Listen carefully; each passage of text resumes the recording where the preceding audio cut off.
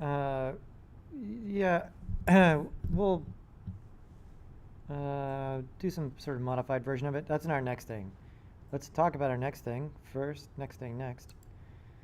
Our next thing. First of all, you have another writing thing for Monday. Uh, Checking out 5 different motion designers. This time, these aren't movies about like animation and creativity. These are pieces by people who pretty much made them by themselves, except for the fourth one. The fourth one is a collaborative team, but yeah. And then I'd like you to find something on your own that speaks to you and include a couple screenshots and just a post about that on Slack. It's all in here. It can be anyone who wants to become their own. Yeah, you can certainly use these people as a jumping off point to sort of start your search and go in that direction.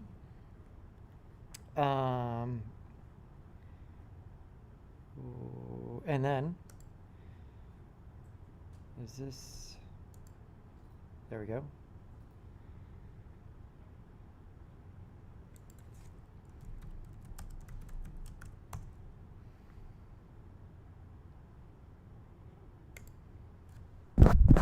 Yeah, I think that's working.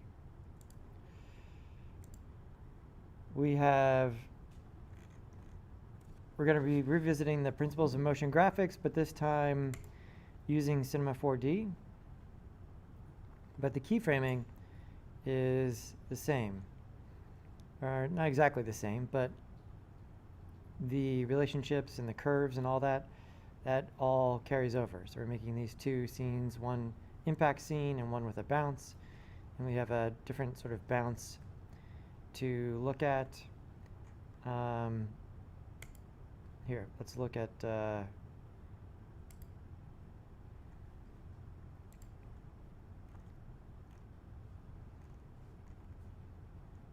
here's Amena's surreal. I like this one. She's got these vegetables playing tennis. We're not uploading the Cinema 4D file, are we? No, these are just pictures. Yeah. Okay.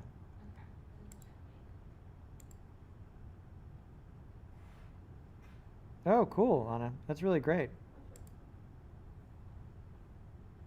So you put all of that inside the light bulb. Not usually inside, just like this. Like next to it? Yeah, Okay. It looks like it's inside. That's good. it's behind the light. Oh, okay. Nice. And then you use the landscape and the cloner. Oh yeah, I saw this one. This is good. This looks like a architectural rendering. These stock photo people are always so funny. Cool, that's laid out really well.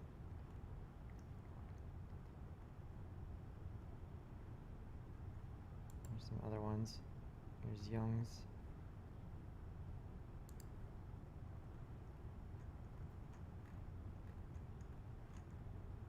Zach Friday, one of our online students. He had an agenda here with this one. Yeah. Here's your terrifying Halloween render.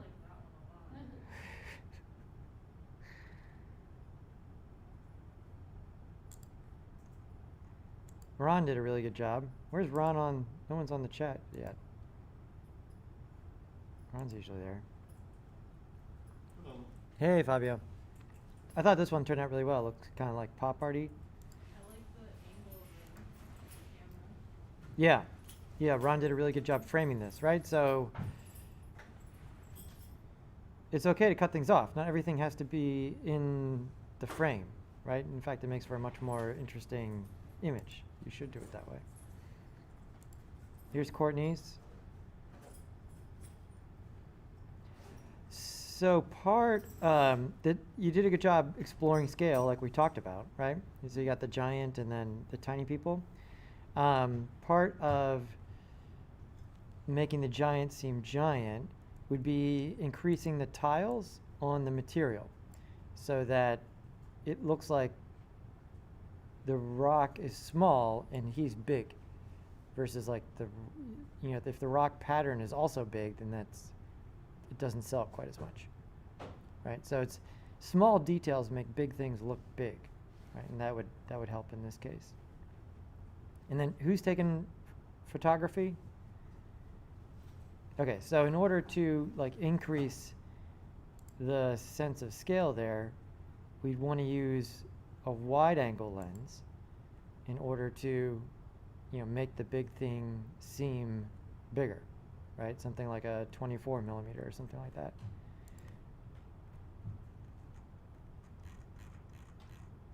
Monet, did you put yours up? It didn't right now, sorry. It was being really weird, but I got it working now. It wasn't like letting me into the Slack, but I got it. You got in? Yeah, I'm setting them up right now.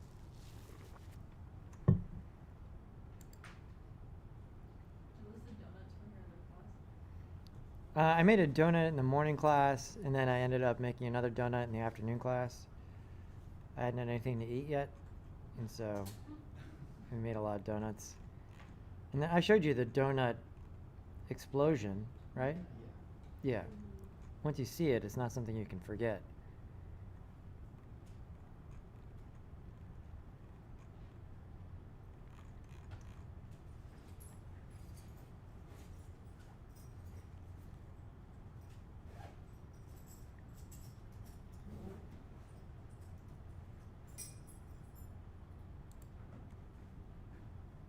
There we go, there's Ron. Ron, great job on your surreal image.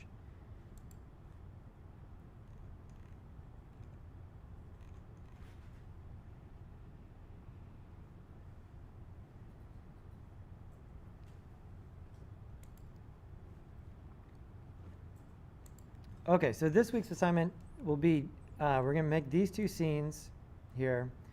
However, we are going to do something slightly different with the cartoony bouncy ball, right? And so, again, we're trying to make something seem heavy, trying to make something seem light, just through the animation, right? We have these two being launched in the impact scene, but instead of something shooting at it, it's something rotating, right? And then in the bouncing ball scene, we have a heavy one, a light one.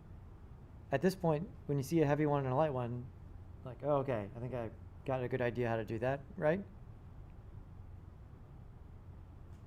Is that what you guys think at this point? Okay. And then the cartoony ball, I have a really cool rig I just put together that we're going to use for that this semester. In these two scenes, I gave you both starting templates again. Let's look at that once in that we have the template here, but also I gave you sort of a one so everybody can give it their own look. You can sort of design your own look for it using materials that you want to use. And now we know where to get all of our materials from the asset browser. So if we come in here,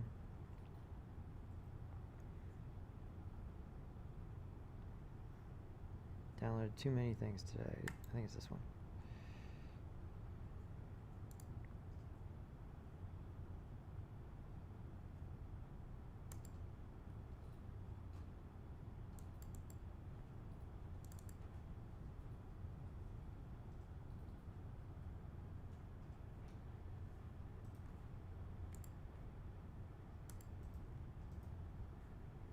Here we go. So here's the first scene.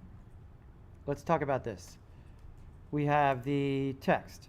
What you need to know about changing the text, we can select it, and just like in the other project, we can change it to impact.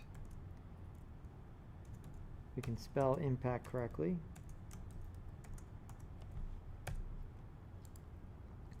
Right. And we can grab materials from the content browser. We have the studio set up, like we did last time. The thing I kind of made a mistake on, you see that the bar that the things swing from is here. I'm going to go ahead and pull that out actually. And then we have the camera. It's got a protection tag on it. And then all of the elements here that we can, that we want to animate. And so we need to animate the swinging hammers. And you see that each of those is actually an object that has children here. And so when we animate those, you don't want to click here. That's just going to give you this part of the hammer. That's not what I want. I want to select the object here, right? So a lot like the Cinema 4D party, right? Where selecting things over here is more successful. And we can animate this there. Let's talk about the materials for a second. There's a couple things to know. I have this set up so that it should render very quickly because we're just going to render the viewport. So that's what I've been doing in the Cinema 4D party and in the other projects.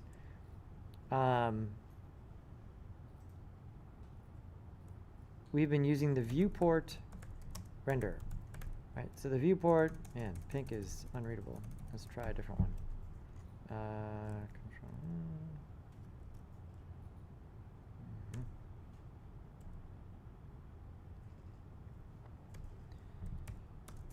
The viewport render.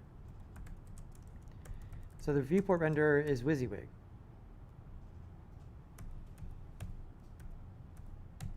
Right. So what it appears, it's just essentially recording. It's like screenshotting the editor when you go to render. The upside to this, is it as fancy as other types of rendering? No, but it is fast, right? You should be able to just render out a bunch of frames really, really quickly. That's why I set these up like this. In order to use the viewport renderer, the materials need to be a specific kind of material. Up until now, when I told you to make a material, we just double-clicked, right? And that made a new material.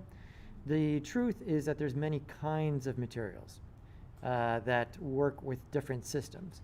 This is the part that changes most often when you change between render systems. These things are often separated from each other. You have all the geometry, and then you have a renderer. A renderer, would have its own set of materials, its own lights, its own cameras, that kind of thing. And so we're going to be using a PBR material, okay? Not Pabst Blue Ribbon, but physically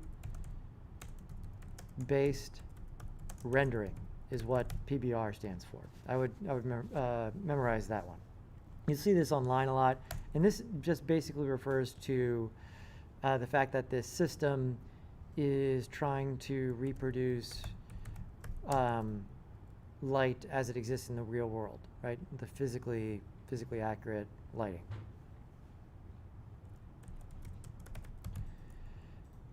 But we need to make, instead of make a new material, we need to make a new PBR material in order to work with this system. And all of these components, all of the parameters end up showing up in all parameters are in the reflectance. Right, this is a little bit different than the other system. Allow me to demonstrate. So here, instead of double clicking, right, I'm not going to double click, I'm going to come over here and go to create and say materials, and you see that there's a bunch of different types that we haven't really talked about at all. And so this is new PBR material. That's what we want to be able to use. If you use a regular material, it'll just show up as black in the scene because it doesn't work with the system. And so there's all these other types of materials, but the PBR one is the one. It's actually Control-Shift-N. And so let's go ahead and create that. Materials, new PBR material. And then it says PBR. And we'll just call this red for now. If I double click on it, here's the part which I wish was less confusing. See how nothing is checked now? Like before when we made a material, color would be checked. and reflectance will be checked by default. But now I make a new material and there's no color. It's just reflectance, right? That's because the whole system is kind of housed inside of reflectance. Okay? This is, yeah, it is what it is. So inside reflectance, we actually have these separate layers on our object. When you see the word diffuse, anytime you see the word diffuse, it just equals base color, right? What used to be our color channel is now labeled as default diffuse. You'll see that one often. In other programs, they refer to it just straight off the bat as diffuse. Unity calls it base color. Here it's just the diffuse color. And you see that the color is separate from the reflection. They're like separate layers that you add together there.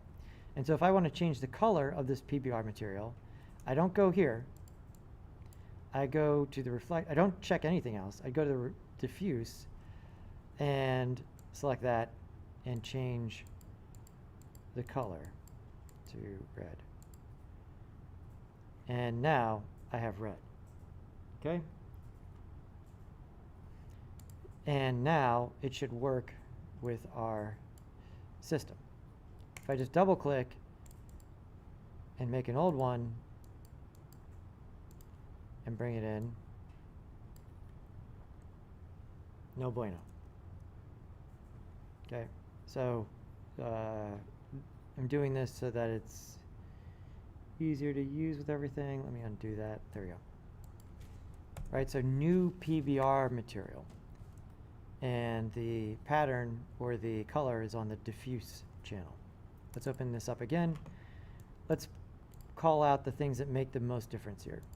So this is the color, and then default reflection is the reflection. You can sort of dial this in or out, see what happens there. Right? So here's no reflections at all. It's very, very matte. Turn this up. It gets much more reflective. Yeah, much more shiny. And the roughness of the reflection, if we dial that down, it gets even shinier. Dial the roughness up, it becomes more matte.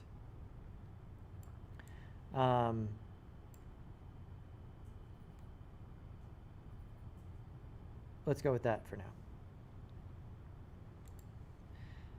Additionally, almost all of the materials in the asset browser are also designed out of the box to work with the system. So that's good. Let's design this a little bit. And so I'm going to come into the asset browser and just go to the materials. And now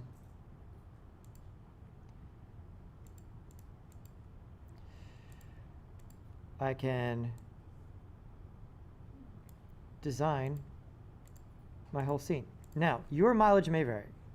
They've done a really good job of reworking most of these so that everything in the asset browser pretty much works out of the box, but there may be some things that don't work.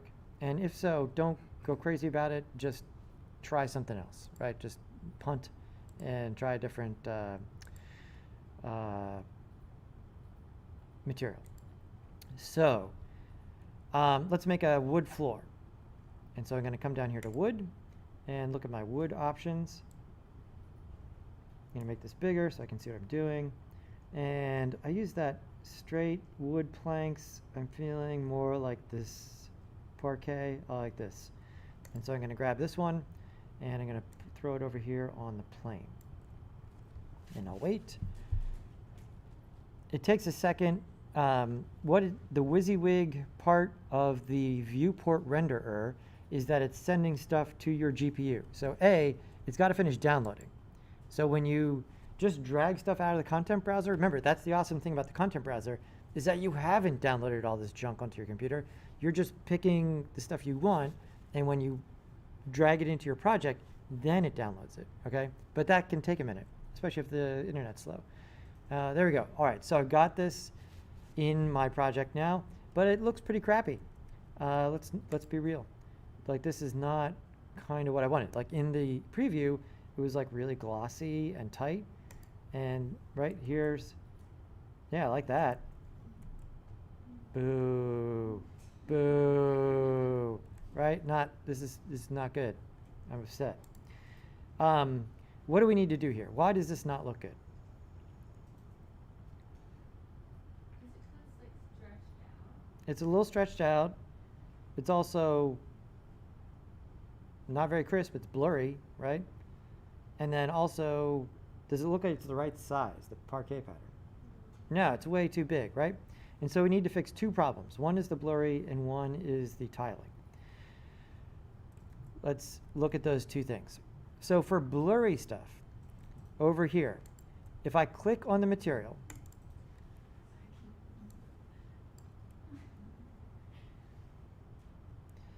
in the material settings, there is the view. Remember, we're using the viewport rendering, right? So what we see in the viewport is what we're going to get. And so we need to fix the viewport so it looks good. So we go to the viewport settings, and this is the preview size, which is essentially the resolution that's going to show in our render. And by default, I don't know why they haven't upgraded this yet. It is like, I don't even know what it is. I mean, I think it's at this, 64 pixels by 64 pixels. And we could definitely do better than that. And so let's set it at 2048 by 2048. So I'm going to do that. And then give it a second. And again, I double clicked on the material. I selected viewport. And then I went to texture preview size and said 2048 by 2048. And now if I look at my viewport, there we go. That's at least not blurry, right? It's still not scaled correctly, but it's not blurry. So that's good. Now, the scaling. The scaling and tiling, there are two L's in tiling. No, that looks right. These have to do with how the material is applied to the geometry. In this instance, this means that you're not going to deal with the material, you're going to deal with the material tag, because the material can be applied differently to different objects, right? And so the material tag is this, okay? This is where you access the material. This is the material tag. And so if I click on this, it gives me the options for tiling. Tiling and length are linked. So if you change one, you'll see the other ones will change, right? And so let's make it much tighter. Let's say 10 by 10. There we go. Right now I have like a parquet pattern. It seems like you made it a little too small. Let's say 7. I like that. That looks better. Right, and so that is in clicking on the material tag, not on the material. That may seem obtuse, but the more you work with it, the more sense that'll make. Where are you pulling the assets folder down? This button right here. This is the button that. So you got to make. Are you on 24? Oh, no, mine's on 25. I put it on the standard mode though. You got 25 like last week? It's out there. Yeah. I think because when I got this one and it put Cinema 40, I put the newer one on it. Okay, so you can still go get 24. 25, it's this button. So the reason, if you want to use 25, that's great. They made a bunch of interface changes. So in the interest of confusing people less, I'm going to try and stick to 24 throughout the rest of the semester. But the button still looks like this. It's like a drawer with a cloud in it. I think it might be in the corner over here. Or one of the corners. It's in one of the corners. These blinds, now they have like on this, the right side, they have like a column with full of tools. Yeah. And the splines are all spread out there. It's kind of like a little bit confusing. I did a tutorial for the craft. And Okay. he was doing the, under the 2025, it was like some of the things I had to dig inside to find Okay. Some of the tools that he was using. I don't speak your guys' computer. No idea. Oh, let's. It should. I thought it was one of Cause the. I had it for when I used to get the things for the surreal images. I've had that.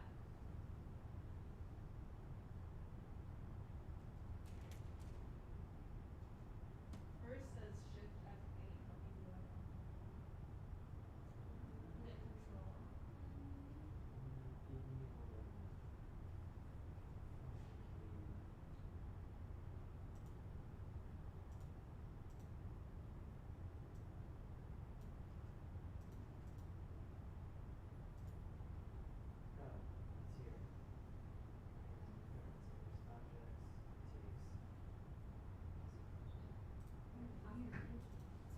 So, if you Google Cinema 4D downloads, you can download it from your phone, Okay. right? And so Okay. they change the interface a lot. It may just be less of a headache. And you can have them all on the computer at the same time. It's fine. And these ones don't have that at all, right? Yes. No. Not yet. It's fine. I'm on the. I just wanted to make sure. I will not say anything else since I'm being recorded. Okay, what am I doing? Okay, yeah, let's find some. That's cool. Let's come up with some metal for impact. So let's go to metal, and these should work pretty well, I think. Let's find something. Oh, I like this one here. Let's put this on there. There we go. I like that. It's kind of like weathered a little bit. It's nice. And then maybe a slightly different metal for the other parts. How about this nickel? So I'll use that for the bar. And then I can also drag that to the hammers here and here.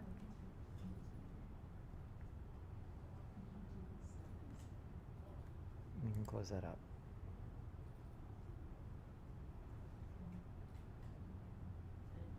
Cool, right? So we're combining the last 2 weeks of stuff, right? We're going to do some serious keyframing here in a minute, but now we can do a lot of sort of, material design here. Just picking some things that work and making that work. We're not really seeing all of the impact based on this font, so I'm just going to shrink this object a little bit so that we can read the whole word. There we go. Okay, now, both of these balls are going to roll when they get hit, right? So the front one of them should look heavy and one of them should look light. They both need to have some kind of pattern so we can tell when they're rolling. If it's just red, when it's rolling, you won't be able to tell, right? It's just, you won't be able to see any pattern there. So how do we do that? I'm going to come in here to the PBR material, reflectance channel, and come to the diffuse, and here is the color. These are the same as before, and in here in the texture, this is where we can find all of the Cinema 4D shaders, right? So shaders are, think of them as like vector, we can put a texture on a material or we can put a shader. And so it's a thing like a gradient or a pattern or some noise, right? Something where we're going to be able to control the parameters of it. It's not just a bunch of pixels. It's not just a grid of pixels. It's something that we're actually able to control. And so I'm going to select this, and I'm going to go to Surfaces, Tiles. I'm going to put the tile on there. And you see that this creates this, this is a shader. Okay, so it's not just this. If I click on the shader, which is this right here, now I'm in the shader menu. And this has a bunch of really cool patterns. Under patterns, we can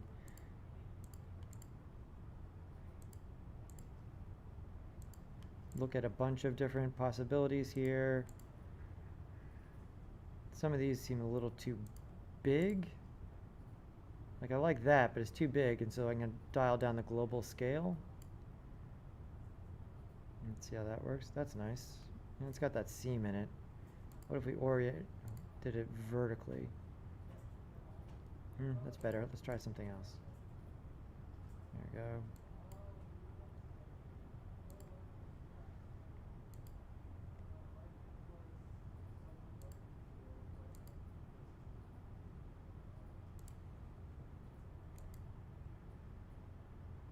I like that.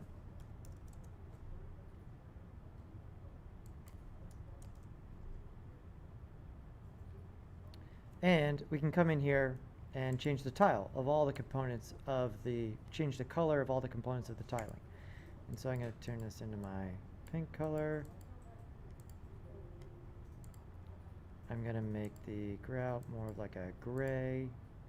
There we go. Make this more of like a brighter white. Like that. And maybe more like 50, maybe 25. Like that. So there's a lot you can do here. You know, you don't need to design it like mine. You can do your own thing. You just want to make sure that it has a pattern so that when the ball rolls, we can tell what's going on. In order to get back, so these arrows up here in the right-hand corner help you go into and out of the material hierarchy. And so I can go back up. Here I am in the diffuse again. I can double click, go back down, and deal with this again. So I can go in or out. Right, and if I want to make it look shinier, I could go to the reflection, dial down the roughness a little bit, and this will look a little bit shinier.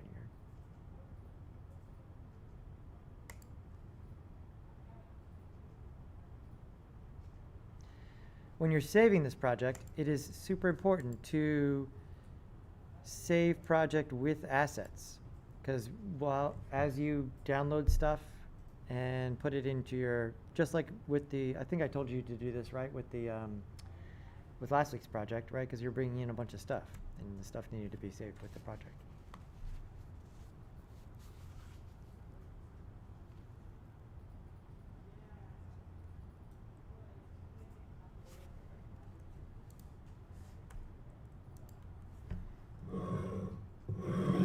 So feel free to design your own look for both of these scenes.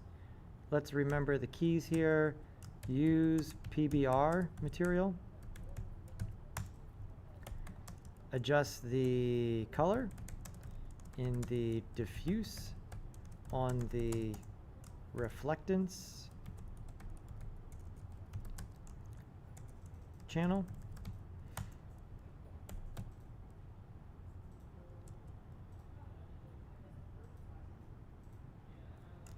Use the material tag to adjust the tiling.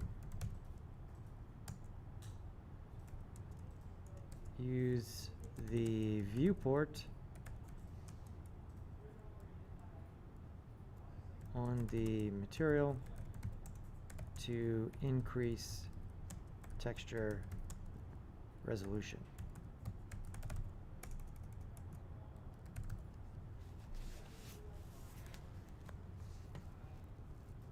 Any questions about that?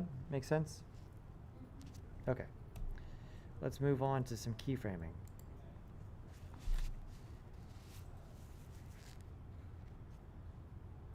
The glass and water textures, let's see if any of this works too well here. Let's try this one.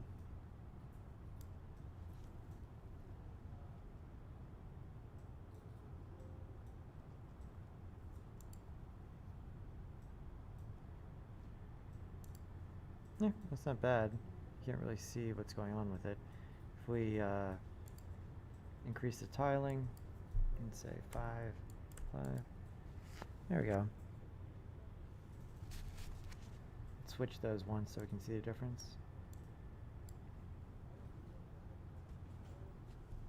Cool. Alright, so that one doesn't look too bad. Like I said, your mileage may vary on some of this. If that's the case, just pick a different material. let's close this up and save and talk about the keyframing real quick. So I'm not going to go, I think both of the tutorials on this one are a little bit higher level in that I don't go click by click by click by click. We need to get the hammer to swing. And so when we do that, again, we want to select the hammer over here. And as far as our things to remember, I would say a few things here. Let's change the color of this font, first of all. There we go.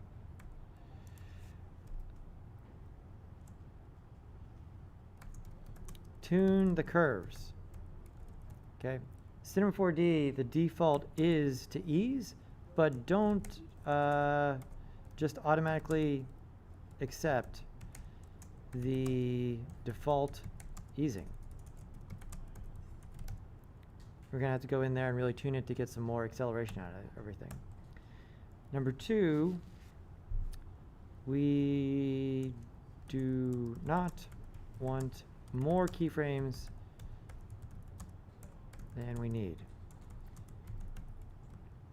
So we only want to keyframe the parameters that we're actually going to animate. And so in this hammer, here's front hammer. Let's go ahead and I'm going to go to animate mode. There we go. And I am going to select the hammer, coordinates. Which of these do we want to rotate? Nope, not that one, not that one, this one, right? So this is the only thing we need to rotate here with the hammer. And I'm going to move forward a little bit and set a keyframe here. Remember, setting a keyframe in Cinema 4D, all we have to do is click the button. Red means like you've recorded. Yellow means it's not recorded, but it's changed, right? So yellow is like getting your attention. Do you want to record this? Press the button because you changed it. So we got that. And now let's add some anticipation. So we got to swing back before we swing forward. Again, selecting this and coming back this way. Let's say it like that. It's yellow, right? So I got to press the button. And now we want to swing through the ball. So we got to swing this way, kind of like so. And we definitely want to swing back and forth. These are far too slow, I think. Let's look at it. Yeah, I'm way off here. So let's take all of this. This is a great thing about Cinema 4D. If I need to squeeze everything, I can just select it all and grab the end to smush it down. And so that proportionally squeezes all of the keyframes. And so now, there we go. We definitely want it to move faster on the way down. So let's block out our animation. And now we need to go back and forth. And so let's come back here. We'll come back, but not quite as high. Then we'll go the other way. And not quite as high. And we'll go the other way.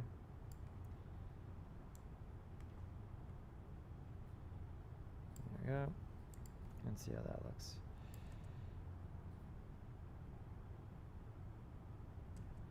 And let's look at the curve.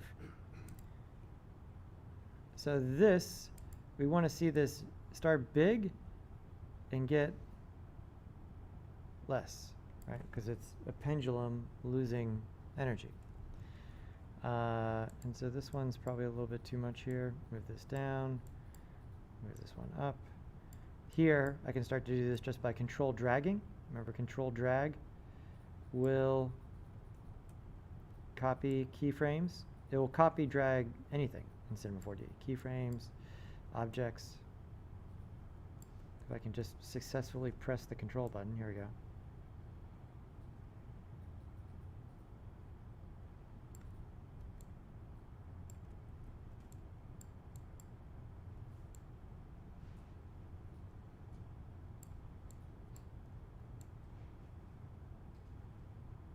Let's see how that looks.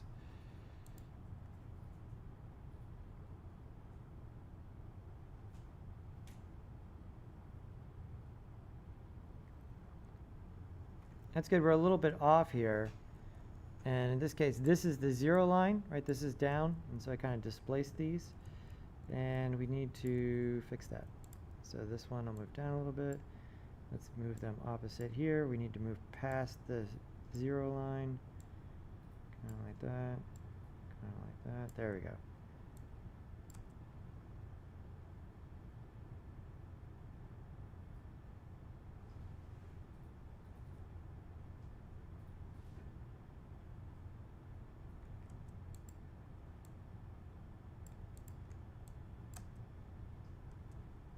Okay, so that gives me the basic motion that I want, right? But rule number 1, don't just take what they're giving you. And I want to make this, I want it some more dramatic easing happening. I'm going to select all my keyframes and pull my handles out to give this some more character.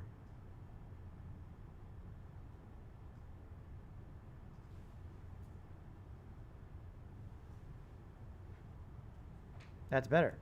Yep. Let's make this one maybe even a tad more dramatic. Kind of like so.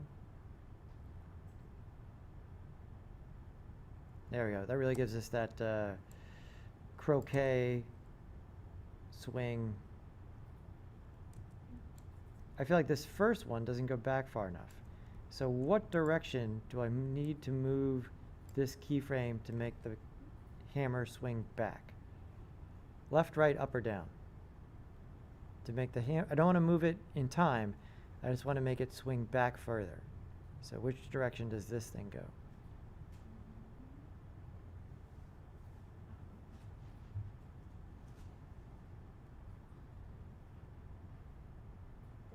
Yes, exactly. Right? This is the rotation parameter. So if this wants to swing down, back further, everybody see how this looks like a wave, right? You know, it's like, right? It's like a spring. And so, one more time. Much better. Right? It was asymmetrical before, right? Which didn't look good. Gravity was exerting itself more on one side of the swing than on the other side of the swing. That's not how it works. Cool. Now, we need to get the ball moving, right? And we need to figure out when the ball starts moving, right here. Everything's going to be on there. Okay. All right. I'll just figure I can follow you on the stream at home, so. Okay. Right. So in this case, right, you know, it's moving pretty quick. So like in between these two frames, probably here is where we want to start the ball moving. Right? Remember, this is 1/24th of a second. So even if it doesn't perfectly line up, it'll look, I think, will probably look all right. And so this is the forward ball. And let's figure out what we need to move. We need to move in the Z direction, just this one. And so here, I'm going to set a keyframe for just that parameter right here. And then by the time we get here, I want the ball off the screen. This is the light one, right? So it's going to move a bunch when it gets hit. So I'll move it way off, set another keyframe, and let's see how it goes. Not so great. Let's look at our, I can't see the curve. What do I hit to see the thing? That's right. Right? If you haven't written this one down, H to recenter, right? H for help. I can't see the thing, right? And the thing is either the object, because H will help you zoom in the view, or the animation curve, right? Because H, if you're way off, you're like, I don't know, where's the curve, right? H will also recenter this view. So boom, there it is, right? It normalizes the view. Super nice. So this one, what needs to happen here? For it to go slower. Well, this is the point of impact. And so what do we want it to do here? Here's how it looks now.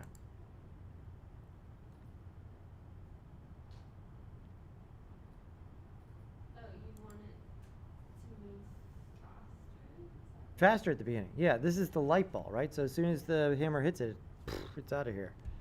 So what do we need to do to this curve to make that happen? You need to make it go down more, right? This way? Like drag this keyframe down? No. You need to The handle? Right? So remember how we did the impact in After Effects? The same, right? The keyframing relationships like this is nothing to do with the program. It's just a graph, right? And so we need to go fast at the beginning. And so more curve. See how it's covering more vertical space over this amount of time? That means faster, right? And so now we'll take off quickly and slow down. Let's see if that is good.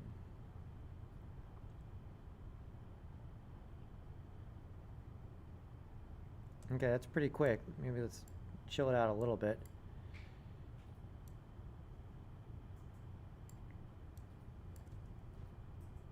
That's pretty good. And the thing is, the one thing we were dealing with here that we did not deal with in After Effects is the ball should really look like it's also rolling, right? It's rather than just sliding off of the, this parquet floor or whatever. And so we need to also put that animation in. That's a new wrinkle. And so which one do we need to roll? Nope, not that one. That one. There we go. And so we need to roll this way, right? That's the way the ball is going to be rolling. And so it's actually negative in this case. And so here, I need to set a keyframe. And then as the ball rolls off, let's say negative 360, just to get the ball rolling, pun intended. H, let's look at these, H, there we go. And so this is the rolling. If I just grab this one,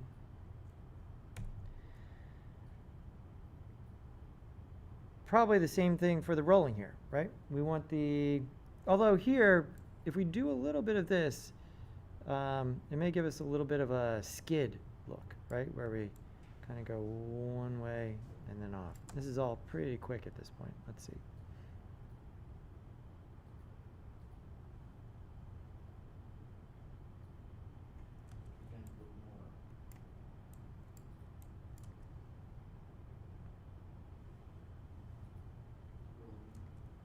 Yeah, that's pretty good. I think I'm going to slow this one, even though this is the fast ball, I'm going to slow it down a little bit more. And so let's chill this out just a little bit. That looks better, I think.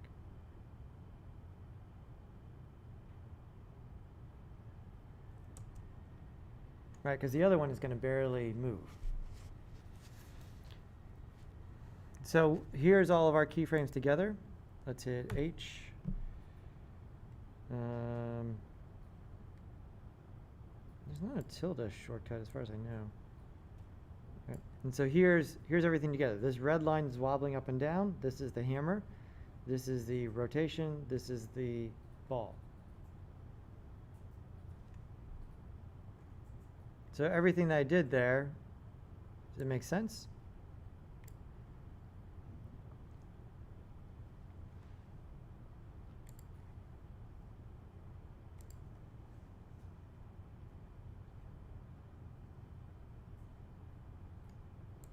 Ron, you have to go to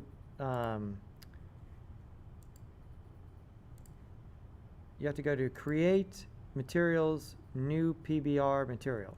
I think that shows up in Shift C too. Shift C, PBR. Yeah, there we go. New PBR Material. Yeah. Shift C saves us again. You don't know how to do something in Cinema 4D? Shift C, and then just search for it. Great.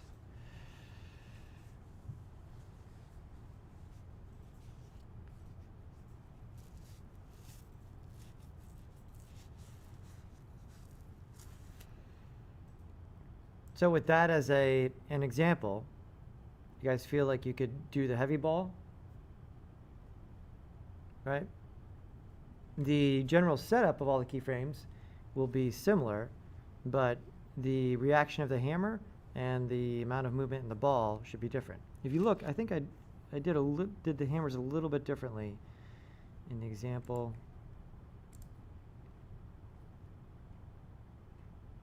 Yeah, so the heavy one, it's heavy, so it's going to transfer, it's going to suck more energy out of the system, right? And so that one really slows down as opposed to the other one swinging back and forth a bunch. So you're communicating the weight of the object not only through the ball's motion, but also its impact on the hammer.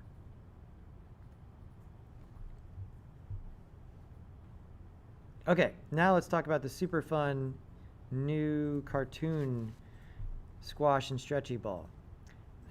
In your Canvas announcements, I sent everybody the new squash and stretch rig. Okay, so this is different than how I did this before. Where is this? Downloads.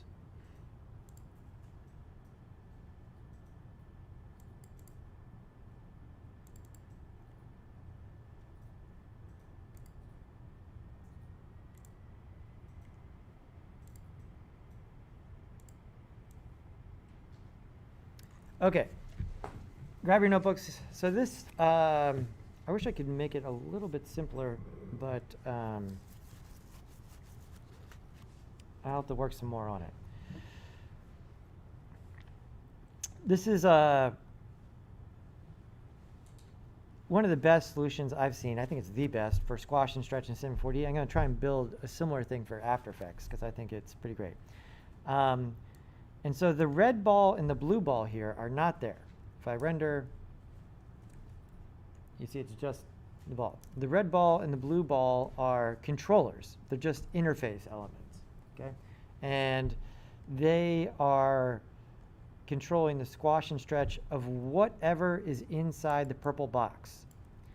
And so if I grab this one, right, this is really great because I can move this and it deforms, and as I move it away, we get not only the stretching deform, but also it's scaling in, right? And if I push them towards each other, we squash out. And so this is really great. I think this is a really great direct drive way of doing this, where the only things I need to worry about animating now are this and this, right? Just by animating those two things, I can do some really great squash and stretch. And it will work for anything that's inside the box. So, for instance, I did this in the previous class and I was a hit. Let's put a toilet in the box. So I'm going to double click here. Now, rules for putting something in the squash and stretch is that 1, scale the object before you place it in the hierarchy. Once you put it in the system, if you need to adjust the scale, you need to take it out, adjust the scale, and then put it back in. Okay. Number 2, object must be completely inside the box. If there's points that are outside the box, they will not be squashed and stretched. They'll stay stationary while everything else squashes, and it looks terrible.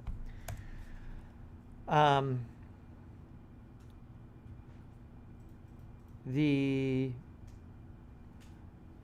placement is that it must be a child of the null, but parent of the FFD. Okay, the hierarchy is trickier than I would like. I tried for a while to build a system so you could just supply it to a field, but I'll have to revisit that. So child of the null, parent of the FFD. And we see here the thing that's getting squashed is this sphere, right? And it is a child of the squash and stretch null and it is a parent of the FFD. Now let's replace it with this toilet. I've got this toilet here. I'm going to just make the sphere invisible for a second. Right. And again, the rule is it needs to fit inside the box. And so I'm going to take the toilet and just sort of move it, make sure it's inside the box, and scale it up. I'm going to use my orthographic views. There we go. So this is a better way to tell if we're inside the box. This should come forward a little bit. Maybe it's a little bit too big.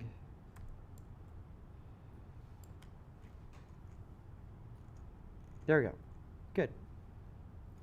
All right. So now I want to get the sphere out of there. And so I'm going to take the FFD and just remove it so it's not a child of the sphere. Right now, the sphere is just by itself. I can just delete it, get it out of there. I can put the toilet in there, and it is a child of the main part now. And the FFD, I need to drag underneath, sort of rebuilding that hierarchy. Now, when I did that, some other stuff popped out because the toilet is actually a multi-part thing. It's not just like the sphere, which is just a ball, right? But we should still be good. So let's check. Now if I grab let's turn off our polygons so I can see what I'm doing. There we go, grab this, E. All right, there we go. Yeah, it's great. Hello, how are you? Right? I mean, you just get so much bang for your buck very, very, very quickly here, right? Right?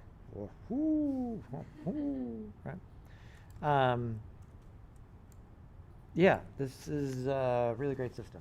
This was on a recent Cinema 4D. They do, now that no one has conferences anymore, they do what they call the Motion Roadshow or something like that. If you look at their YouTube channel, this was kind of buried in another tutorial, but it's really, really great.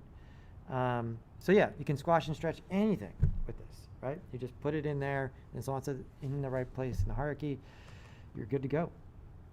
And so this is great. And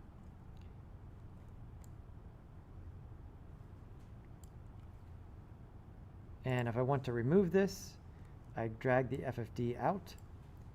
I just delete the toilet. Let me put something else in, like this cone, I guess, and scale it down. Make sure it's completely inside the box. Let me show you what happens if it's not inside the box, kind of like so. I bring it down, make the FFD a child, and now if I were to use this, again, just clicking on right, see what happens? Right, the stuff that's not in the box doesn't get deformed. The FFD here, it's one to learn for sure. This is a really great deformer. This deformer it's not doing this by itself. There's bunch of other stuff going on here, but the FFD stands for free form deformer. Essentially, you build a cage around the thing, and if you deform the cage, the thing deforms. Right? And so this works really well because it's easy to do this math on a cube as far as the distortion, and it would be you can just transfer that then to whatever is inside the cube, and that works just fine. And so if now I messed this up, I need to fix it, and I can't fix it in the system. I need to remove it from the system, go in here and readjust it, and then repopulate it into the zone, and now I should be able to squash and stretch this cone here like so.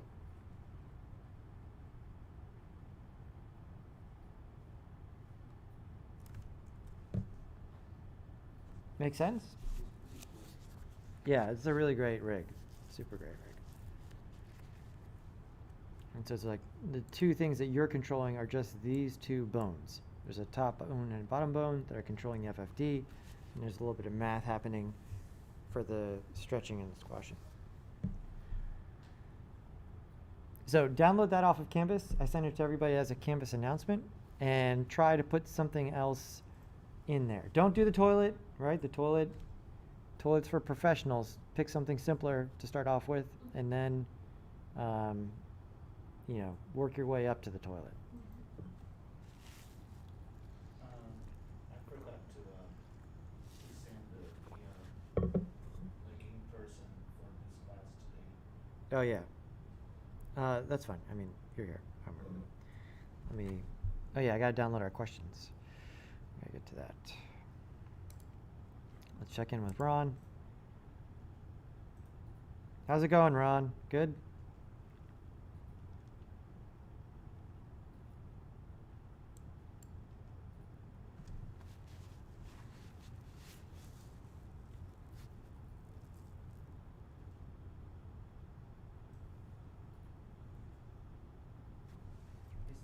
This template is when you do the FFT, is it something like you build up in there, or it has one singular tool that you can just grab and put in there, like a pre-made? No, I mean the FFD is just part of this rig, right? It's the thing that's actually doing the deforming, but it's being controlled by the bones and then also the espresso tag. Okay. So it's those three things working together. Okay.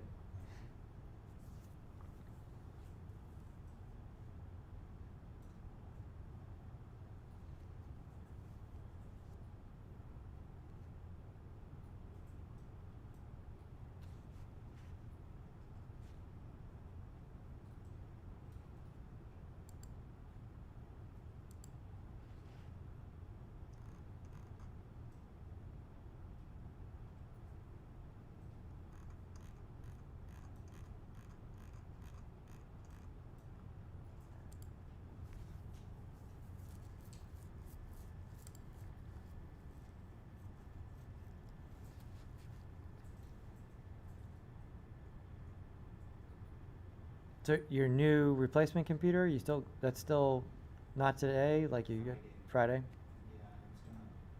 Yeah, I said I'm not gonna take the chance to stick with that computer. So I got this MSI because the all the Aces they were out of stock, and they would deliver just in six weeks because all the I don't know what's going on, but I think because the COVID situation, a lot of things was behind. Yeah, you can't buy anything anymore. Yeah, so, and then I got I think I sent you the picture of the computer, the setup of the computer. Comes with the i7. Yeah, no, it looks good. Yeah, when electronics don't work out of the box, that's usually when they break. Like that, either it works or it doesn't out of the box, and if it doesn't, then these kind of things are just not designed to be fixed. Like especially laptops, or I mean desktops is one thing, but even then it could be. Yeah, I don't know the brand MSI. That's not bad. I've had students get MSI computers before, and then Monet, that's a rental computer from the school, right? Yeah, Okay. they gave me a message back that said they had some, so I have to check it out because the Adobe part was working fine, but Cinema it was not working at all on mine. It was freezing, and then Okay. every second. So I was able to check this one out, and then I can use it for the class. Awesome. Great. Yeah, I put in a request to use some of the school's COVID money to buy some more of those so that, we would have more than enough available. Because, it seemed like they ran out. I wasn't getting very far with the Cinema on mine, so every second, it would freeze and take 5 minutes just to do one thing. And And it- I asked if they had any more, so. A bunch of computers, or students this semester, just have too much junk on their computer. Like, literally, there's no free space. And so, none of the the Cinema 4D doesn't work, but I mean, really, nothing else works either. It's pretty cool.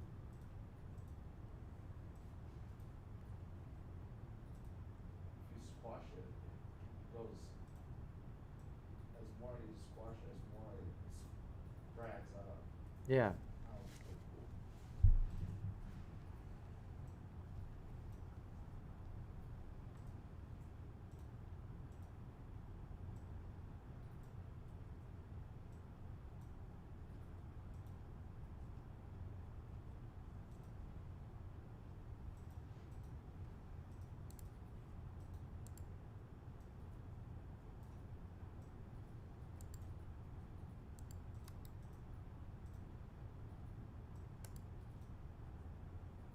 a way to do it on the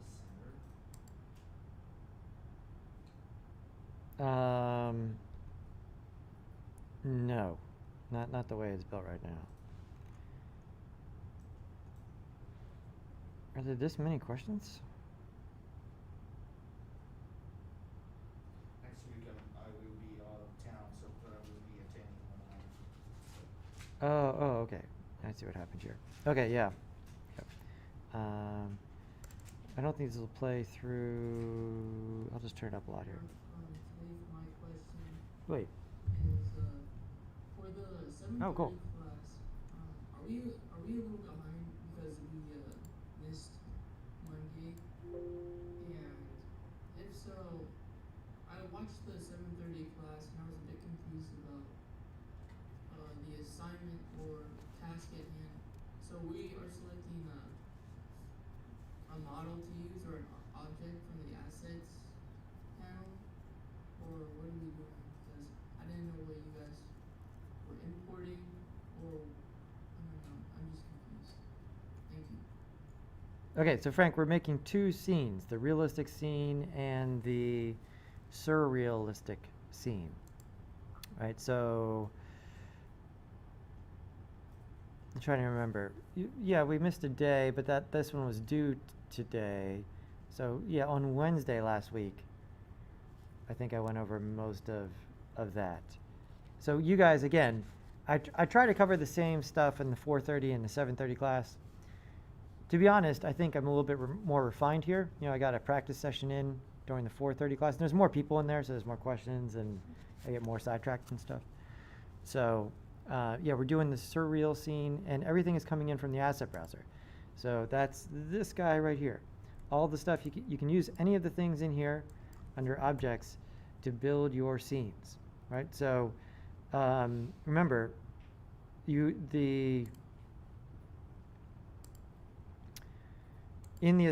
have my class recordings where I'm going through different parts of it, and then in the assignment, I also have my walkthrough of different parts of it, right? And so here, here, right? I'm going through all of that information. So read all of this, watch those, and that'll get you going in the right direction. But make sure you save project with assets. Ron, here's your question.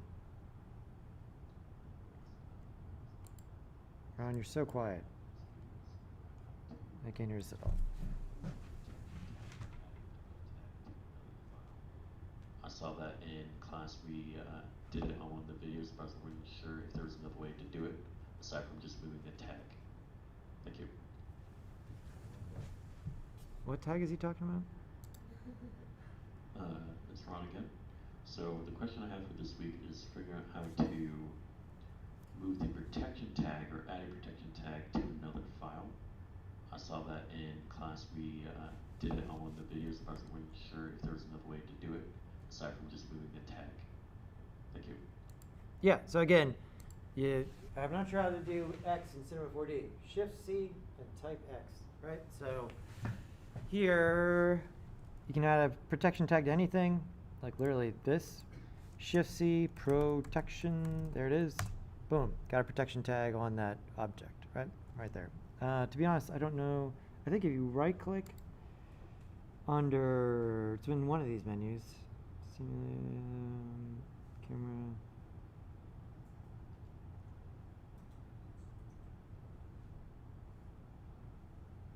It's in the rigging tags over here. But yeah, just do that for sure.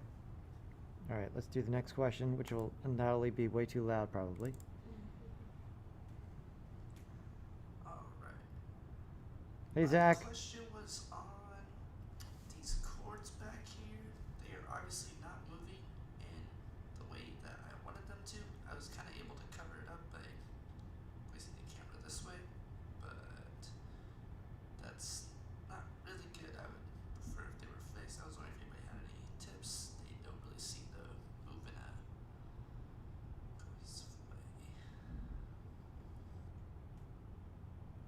Did anyone else use those speakers? it looked like they had controllers on them. Let's see here.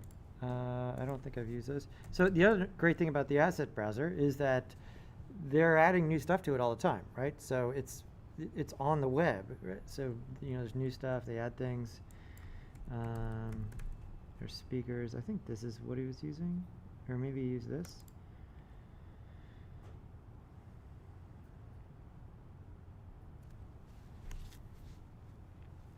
In this case, I mean, since it's behind the desk, the quickest answer is like delete the cables because you're not going to see them at all. And that's just a matter of just sort of dialing down to figuring out where they are. Let me turn this thing off once. Hit H. Yeah, and so these, I believe, are controllers for, for the wires. Yeah, right, so these are made with the sweep. You can just grab these, right? So if I grab a bunch here, sometimes it's hard to click on these. I don't know why I can't click on it. Maybe, why am I only getting one at a time? Anyways, you can use these to place all the wires, but you could also, again, since we're not seeing this and it's like sitting on a desk, you just come down here to power cable and delete and save yourself some time and you're done. Because you're not going to see that from the back of the desk. But yeah, that's what those are. When you see this type of thing, a circle like this, it's a way of displaying a null so that you can see it in the interface and adjust it if you need to.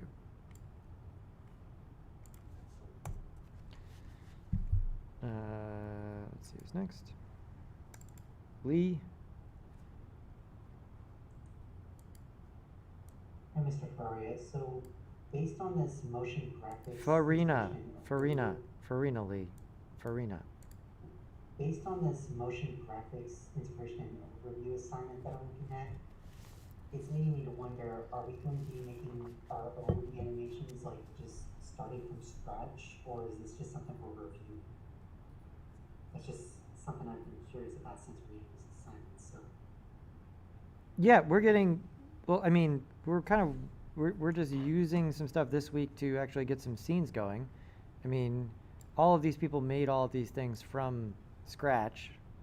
And yeah, we have 2 projects coming up within the next week or so. We'll be, making all the assets yourself. So again, this Cinema 4D thing here, it would take a while to get to the point where you could model, a long while to get to the point where you could model all this stuff, right? And this is also,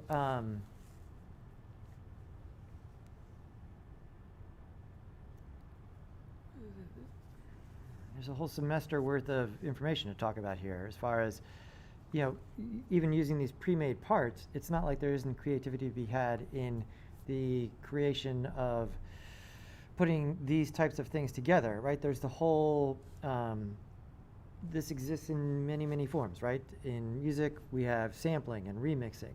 In 3D, you have what's called kit bashing, right? So the original kit, not the original, but like one of the original forms of kit bashing is taking parts of models and smashing them together to make new types of new things, right? The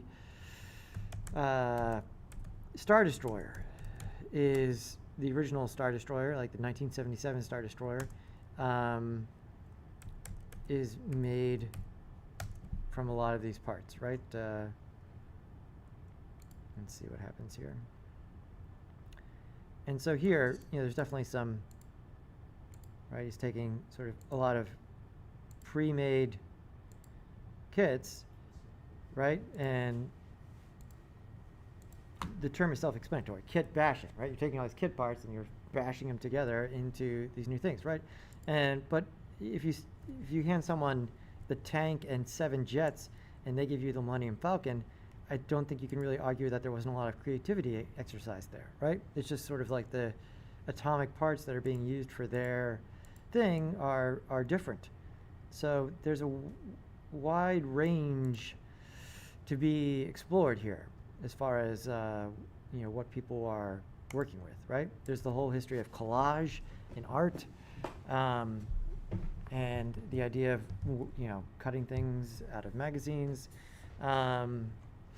one of my favorite local artists, Farina.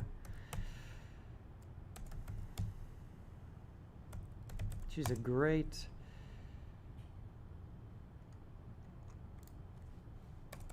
collage artist.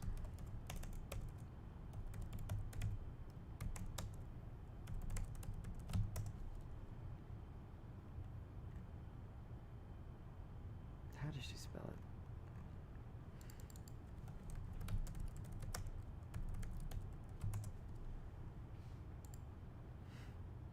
Am I signed in? I might need to be in this one here.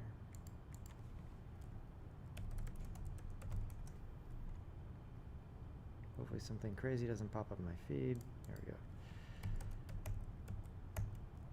There she is.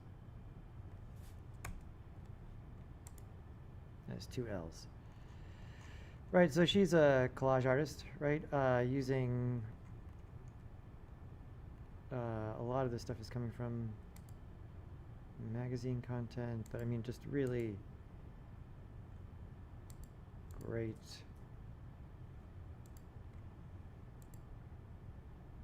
Right, so not everything needs to be sort of like created.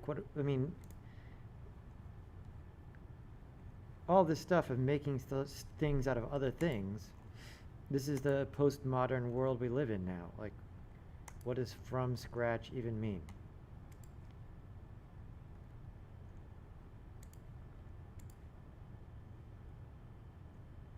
She's great. Collage artist. Follow her. She won like best collage artist or something on Phoenix magazine this year. They're just featuring her stuff there. These are all really great.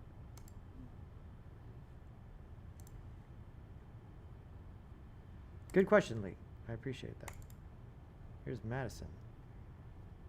Hi, this is Madison Lowry. I just have like a pretty quick question this time around. Honestly, I don't think it's going to be that important until later on in our, well, the more we Don't sandbag your questions. I'm sure it's a great question. Just ask it. I'm sure it might come up, but this is the photo, by the way, I did for my realistic set design project that we did this week.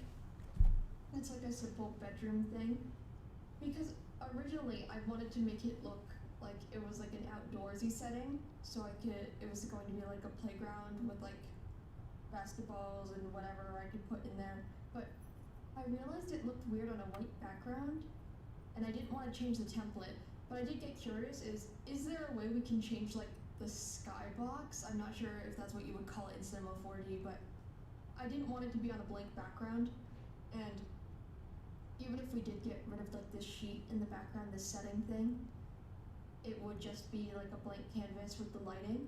So is there a way I could probably just make a cube for like the ground and then import a texture onto it, but for the sky, is there a way to like make like the background a different texture, or is there a different way you do that? Yeah, it's called a skybox in Cinema 4D 2. If you want to really get to the details of this, watch today's 185 video. If you go to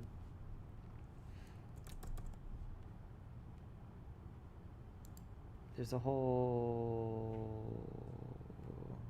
what folder are these in?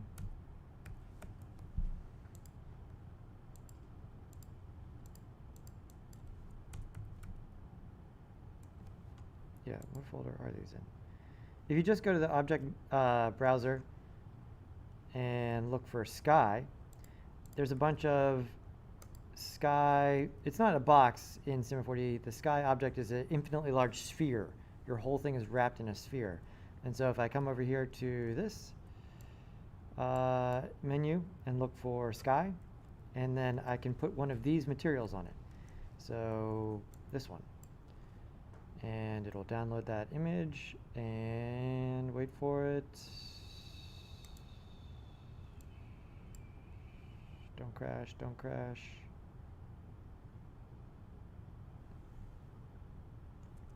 The internet has ground to a halt.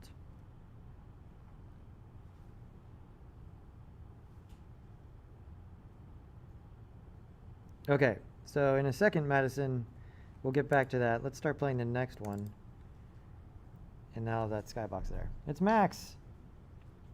Howdy. For this week, my question is, for the core sphere in my surreal project, I wanted to have an emissive texture material or shader, so that way it would emit light and it'd be reflected by the metal shader from the fractured sphere and maybe the environment, but I couldn't find what I wanted to do, so I used the magma texture instead, which was satisfying for me anyway.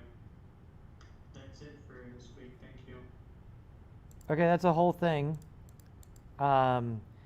The one of the ways to go about this is totally jammed.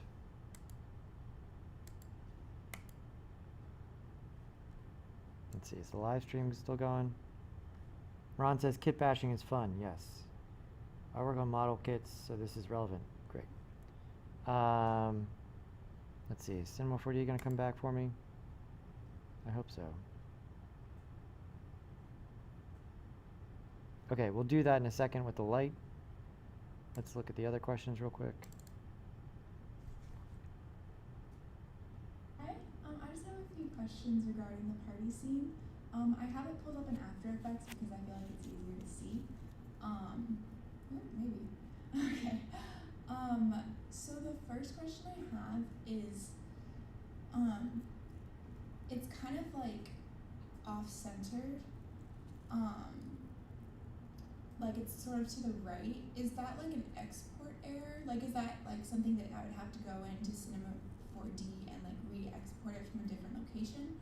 Or is there a way I can like adjust it in After Effects and kind of like recenter it and change the positioning a little bit? And then my second question was in regards to changing the flag. I couldn't figure out how to add my own photo into Cinema 4D despite watching the tutorial. I just couldn't get the photo to upload properly, so I'm wondering if there's something I missed. I had no problem like changing the texture, like I changed it to water, just so there would be some change, but I struggled getting my own photo in there. Thank you. Okay, so water is the material, right? So just, we did this a lot in the 185 class. I'm not going to be a stickler for the vocabulary, but we got to get the words right. So a material is the big thing, right? The whole shiny ball, that's the material, right? And on a material we have channels, and on those channels go textures. Or the one we used earlier today, what was the other thing? Texture, what was the pattern thing? I called that a what? Shader. Oh, shader. Yeah, right? Textures and shaders are like vector and raster, two different ways of making the graphics. And yeah, in After Effects, Madison, you could, or Chloe, you could just hit scale and scale it up a little bit and then just move it over so that your image is in the center. If you wanted to adjust the camera angle, you'd have to go back to Cinema 4D, move the camera, re-render, and then have it be in the center. Okay, so if you could cheat and do it in After Effects, but it's not actually re-centering it, you're just sort of scaling it up and moving it. But if you wanted to get a different camera view, you need to go back and redo that. Max, all right, so there we go. So there's the, who asked this question?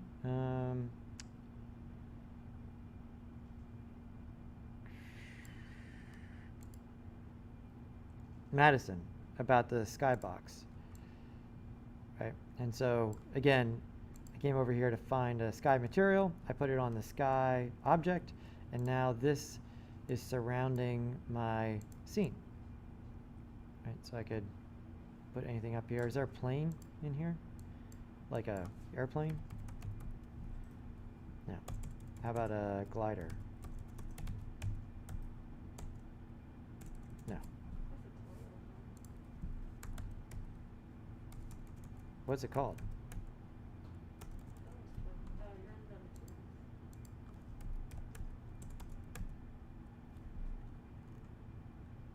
There it is. Oh, hopefully this doesn't crash.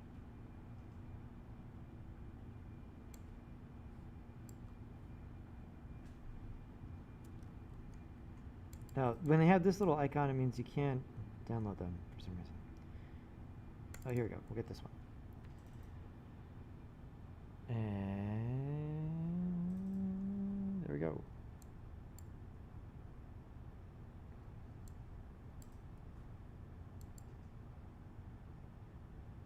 Any second now. This is a... There we go. Look at that. The sky looks like garbage. Why? Because it's not sized. The resolution. How do I fix it?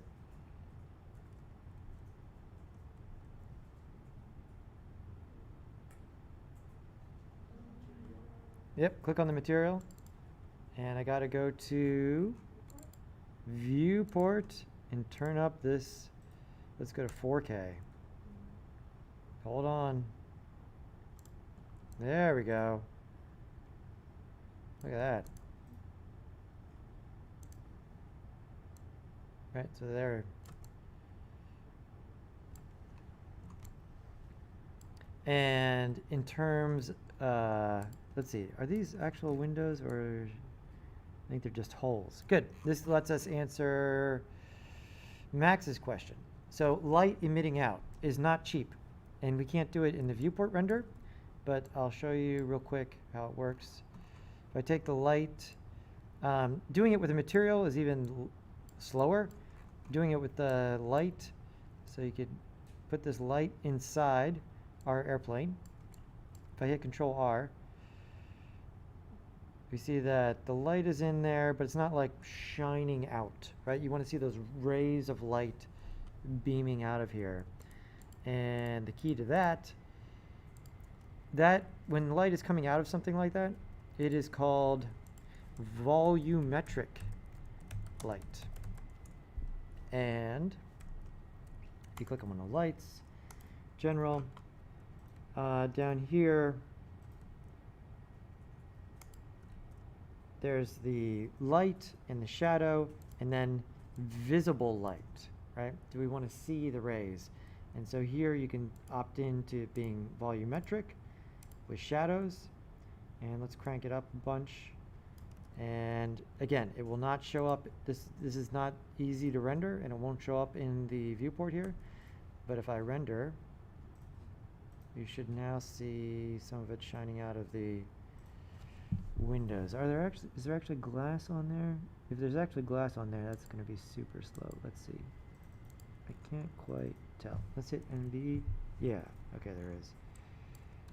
And so I am going to.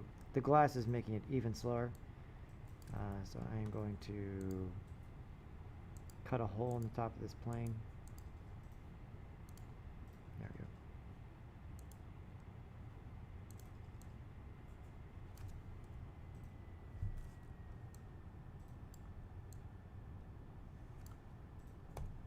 There we go.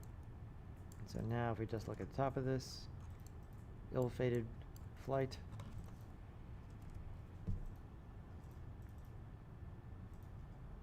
turn this up even more.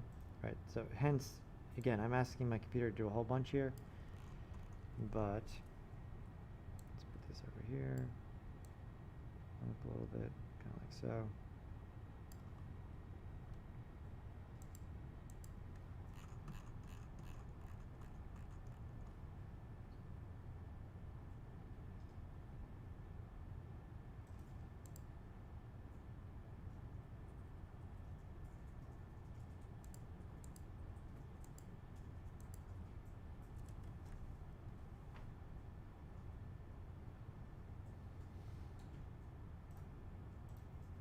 We'll see a little bit of it here. So this is going slow. We'll look at some other things.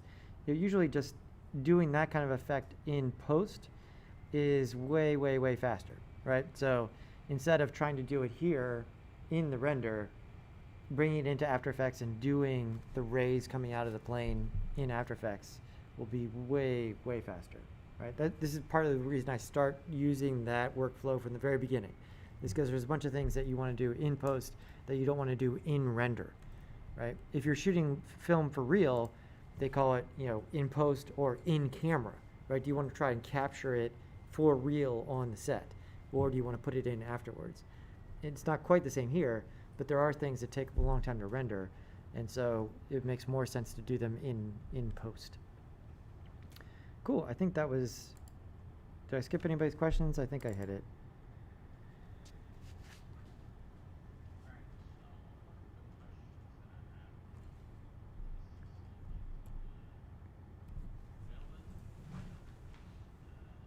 That I've been wanting to scale this frame of a picture, but only I have the same the problem. frame and not the inside part where the picture goes, increases its size. So I've actually tried to increase it by itself, but it doesn't really do much. So I'm not sure how to increase the size. So I could put it on this wall. So This is the picture frame? And the that's picture my, frame doesn't, just the frame. I don't know if in, I could do something the else. scale I could of the increase inside, it, but the inside of the that's one of the thing struggles doesn't scale I'm seeing on together. Cinema 4D. Okay, good question, Jorge. Let's look at that. That's in the content browser, that, Yeah, it would go Yeah, together. I think, yeah, some of the frames or something like that. Yeah, all the frames, they do the same thing. let's check this out. So, no, the internet is stalled once again. Bing, bing, bing, bing, bing. Is this coming through over here now? Oh yeah, now it shows up. Look at that. Oh, I flipped this and then flipped it back. Okay. I got this HDMI extension cable, so I could sit over here. But it wasn't sending the audio before, but now it seems to be doing it just fine. Let's see, here's the picture frame. Where's the picture frame? Okay, so the T, yeah, it gets all messed up.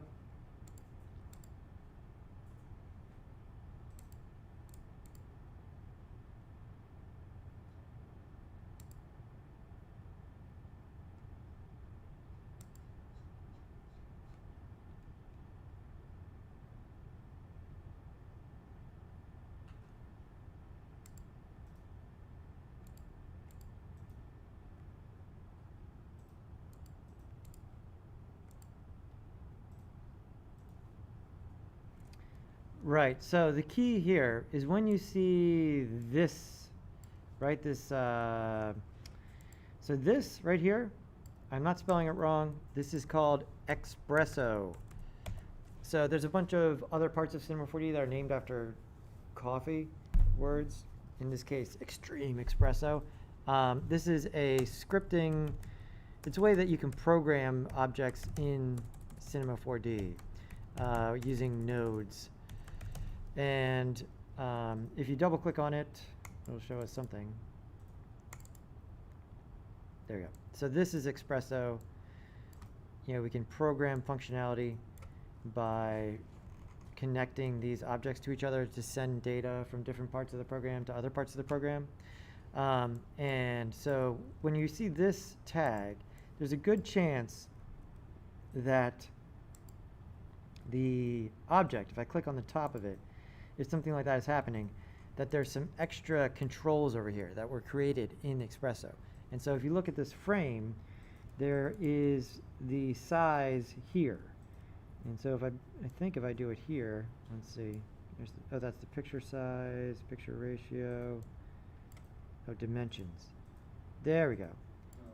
Right, and so now it's got this whole system to dynamically scale it, right? And so that's why the scale doesn't work out of the box in this one.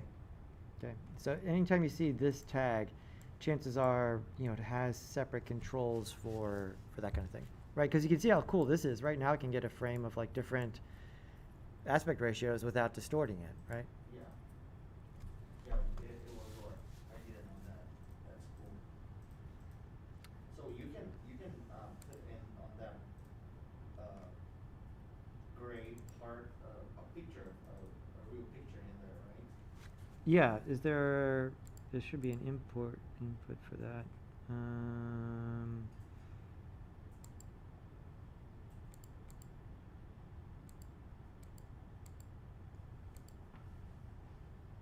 Another thing they didn't do a great job of where would the picture go? on the Planes or materials, totally. on the Oh, here. assets there, they have like rendered pictures. How do we use that inside of the project? The rendered, oh, like, Yeah, I have like, let me see. like a picture of what? Like, It has kind of like a scenario or something like that, and then it is like a picture. It is like a file, like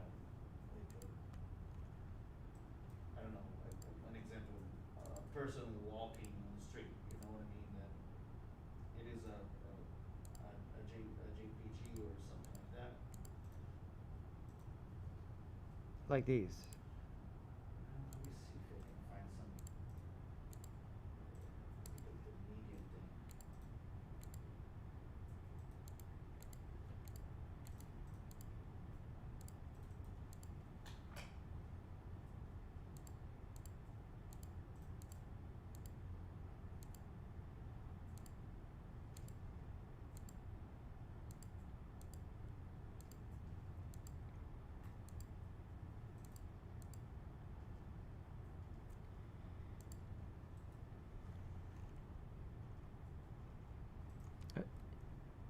Anyways, here in the picture frame, if you unfold and look at the parts, right here we got the borders, and then here's the picture.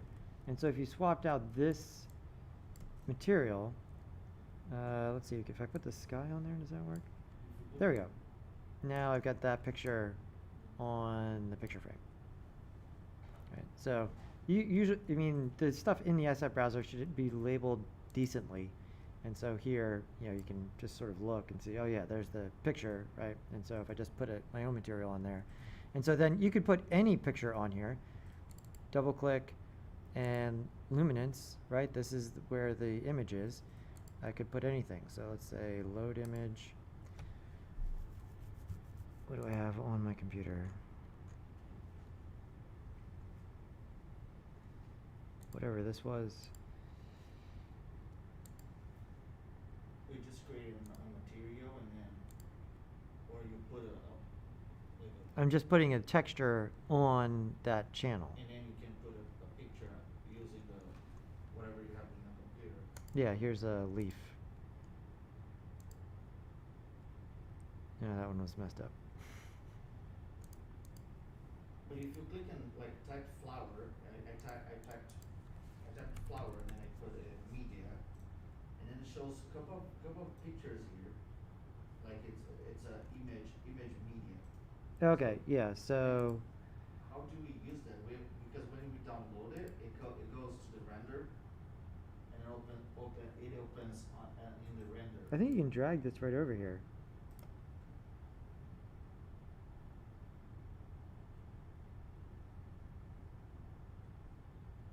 Yeah, there you go. Oh, okay. Right, so these are all images. You can drag an image right onto the texture field. Okay. Right, and so I used the same one that I had on the sky, and so now we get, it's pretty cool.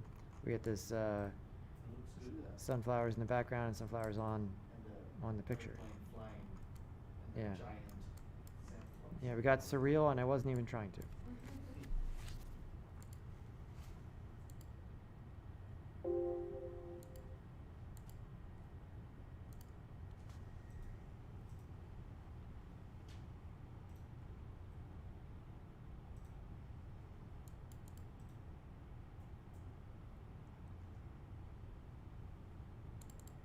Here's a Mena.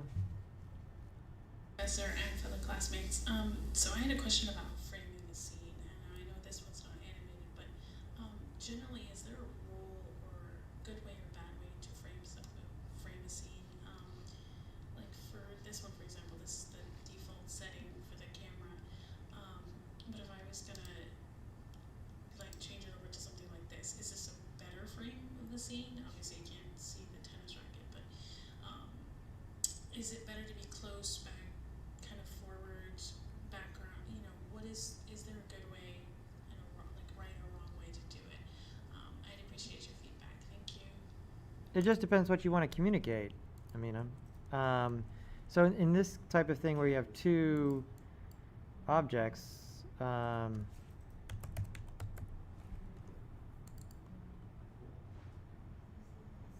just tried to give you guys sort of a neutral framing that you could use there. But yeah, in your case, you have two vegetables playing ping pong or table tennis.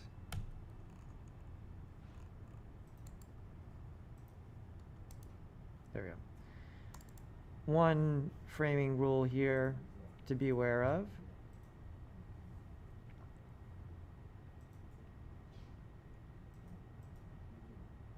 There you go.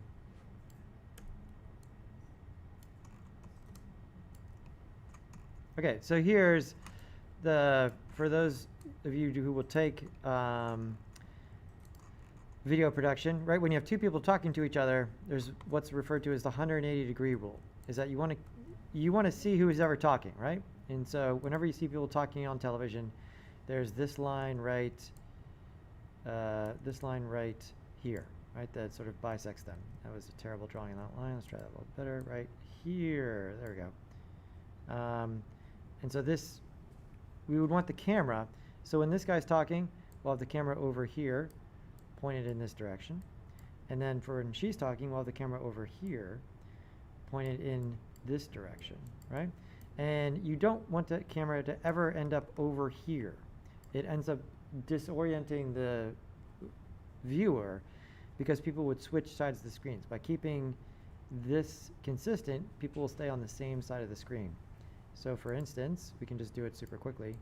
Here's the shot of her speaking. So let's say right about, Over the shoulder, right? yeah, over the shoulder while she's talking. Something right about, I don't know, right about there. Make a camera. There we go. Make sure we're not looking through the camera. And now the other shot over here while he's speaking. All right, and do this one. There we go. And so,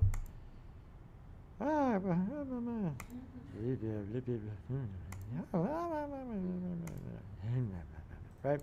By doing it this way, this person stays on camera right, this person stays on camera left, right? Make sense? Right? So this is called the 180-degree rule.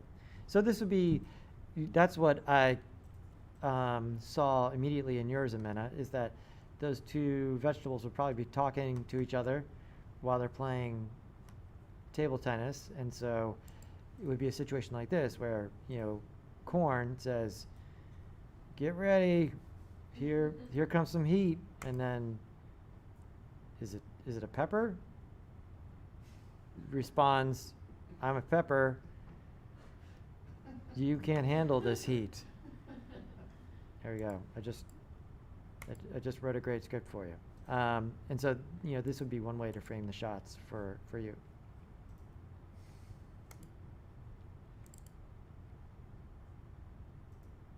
The realistic project. I noticed when I rendered my realistic, it didn't turn out really good. The reason I think it is because of the lighting, because it kind of like is scattered, kind of like how like from that light source. I wasn't sure if that is or not. The reason I think so is because I mean I did multiple different ones, and I did one with a door in it, and it still did that. And then I also noticed when I did my surrealistic, and I didn't include any like extra light source, it didn't have that same noise anywhere. So I was wondering if you have any like tips or any like suggestions when you do this sort of stuff, like if there's a specific way you're supposed to render with light, or if there's a way to like stop this from happening. Thanks. So a lot of the graininess right here in this image, Kaylee, this is like a fabric texture, and fabric textures can definitely get grainy like that. Again, the viewport render that we've been using is fast, right? And looks pretty good, but not 100%. And so that's a little bit of what's happening there. And maybe also the type of light that's in this lamp by default may also be contributing to that. So if you want to see what it would look like rendered with an offline render, right, not in real time, you could go to your render settings and switch from viewport to standard or physical. Will both give you a much higher quality, much slower render, right? And by much slower, it could be orders of magnitude, right? So what did take, like a minute and a half to render 90 frames could take, 5 minutes per frame, at which point everything gets really unusable. And so that's why we're using the viewport render here at the beginning, because I want you guys to focus on making more stuff and not waiting 3 days for a couple frames to render. And so, yeah, right now we're just going to deal with a little bit of graininess on some of these renders. Hello everyone. I had a question about After Effects because I'm still stuck there. And in the submission details, it said that I needed to fix it because I had unintended overshoot, I believe it was. I'll just have the comments up there. And I thought I needed more specifics, so I do need more details and more specifics on that before I start messing with anything. So thank you in advance for answering my question. I appreciate you editing these questions. It's great. Yeah, unintended overshoot. That's what I was talking about just before. Let's see if we can get back to one of those here, maybe. All right, so I'm going to animate this ball. If I set a keyframe here,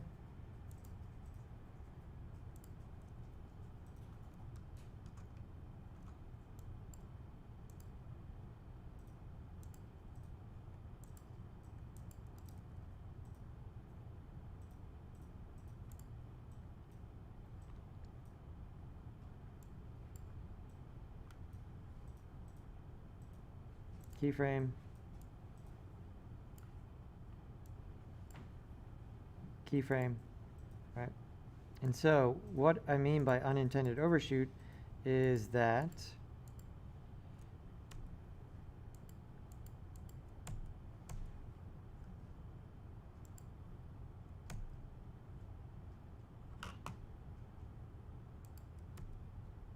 there we go. This ball is moving on the z-axis. There we go. And I think on some of the impact balls, that before they start moving, they move backwards, right? And it's not really doing it well enough to be anticipation. And then when they move past and then back. And that happens from dragging these handles beyond the point over here. And so we move past and back. And so then you end up with movement like this. Let's move in on this H.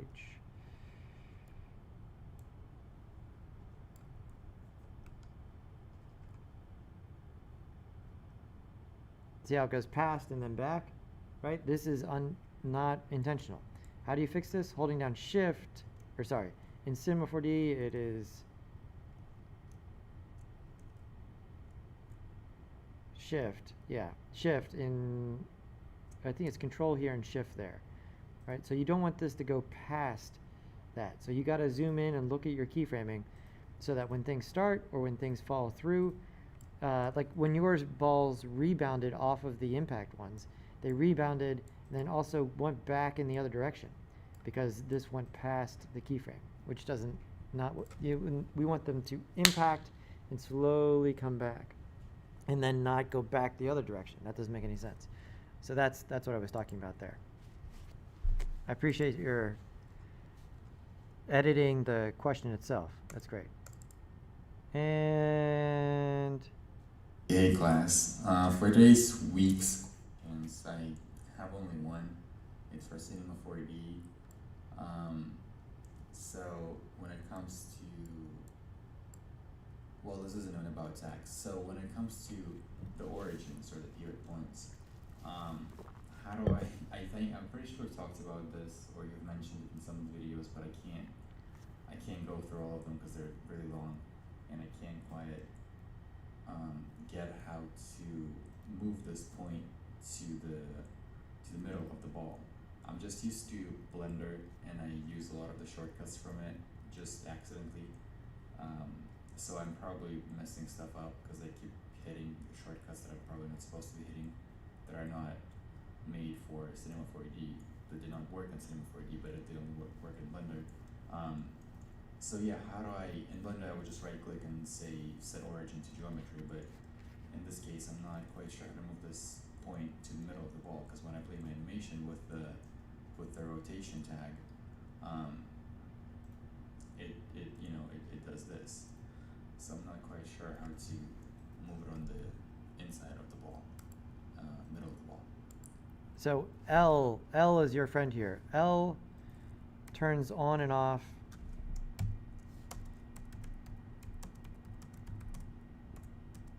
the anchor point tool.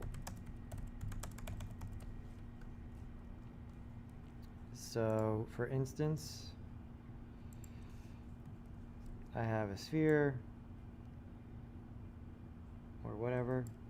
I hit C on this, right? And so now L turns on the anchor point tool, and now the move, scale, and rotate tools move the anchor point. So I can move it to the middle, move it to the right. You could move yours back to the middle and then turn it off so that now when you rotate, it rotates around the middle. Cool. Good question, Igor. All right, that's good. Awesome. All right, so how's it going with the squash and stretch? You guys feel like you got a handle on how to put something in there? Mm-hmm. Yep. Anna, you good? Okay. Let's actually squash and stretch something. Yeah, kind of. Let's get rid of all this other craziness. There we go. And turn this back on. And put a sphere in here.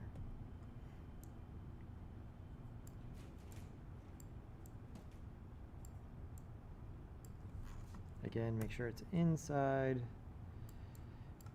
You go to orthographic views to really make sure it's inside. Hit T, bring it down a little bit. There we go, for sure. Now bring it back, put it in here. There we go. Okay, so keyframing the squash and stretch. First things first, I am only going to keyframe the controllers, these two here. In the afternoon class, a bunch of people also added some keyframes here. I think that kind of overcomplicated things. So I only need to keyframe these two controls, the red dot and the blue dot, essentially. Let's start by just making a regular bounce for the red dot here. And so we're not going to set more keyframes than we need. For some reason, I'm getting, this is a marker, right? So I got confused earlier and just used that playhead. You want the blue one, okay? So let's go to the top one here. And the only thing I'm going to keyframe right now is the Y, right? So that we can move it up and down. And I'm going to go ahead and set a keyframe at the beginning. Whoops, I set a keyframe on everything because these are all highlighted. To get just Y, you got to click here, okay? If you click the P, it'll get all the position keyframes, right? And we just want just Y. So just on the Y, there we go. Now that just that is selected, now it sets just one keyframe rather than 3. So that makes that easier. Good, and now let's go up. And so I'll say, let's move this up a little bit, kind of like so. Set another keyframe, and then I want to come back down. And so I'm going to just come here and just control drag this over and hit. Okay. Doesn't look like it's bouncing because we haven't done anything to the keyframes. Let's come in here and do our usual bounce. This needs to curve up. This needs to curve up so that it is, right, it's in a world with gravity, but we're giving, it's starting from down, right? So this is the cartoon ball, right? It's like Looney Tunes. And so the ball is like bouncing itself up into the air. So we're going to put some anticipation into it, but here, there we go. At least that looks like it bounces, right? When it comes down, it's, you know, using gravity. Okay, we're on the track there. Now, in order to have the whole ball bounce rather than just stretch, the blue one also needs to do this. And so let's do the same thing with the blue here at the beginning. Again, make sure just Y is selected. Go ahead and keyframe. Come to the middle here. Dial this up so that it looks at the top. We could get back to normal, or we could go slightly past it. Up here, there's like a mid-air smush, right? A mid-air squash. So we'll set one of those there. And then again, we want to get back to the same value here. And so at the end, we want to control drag this one again there. And let's look at those. So you can look at them both at the same time. Right? And they both need to exhibit gravity. So we need to do the same here. And this is a pretty good starting point.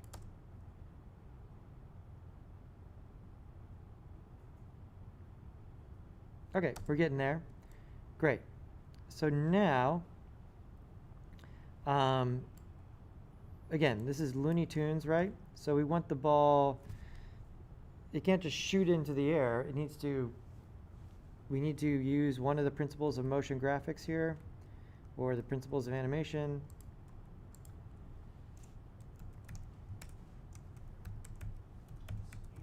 Yeah, anticipation. We need to prep for that. And we have a problem because we're at 0.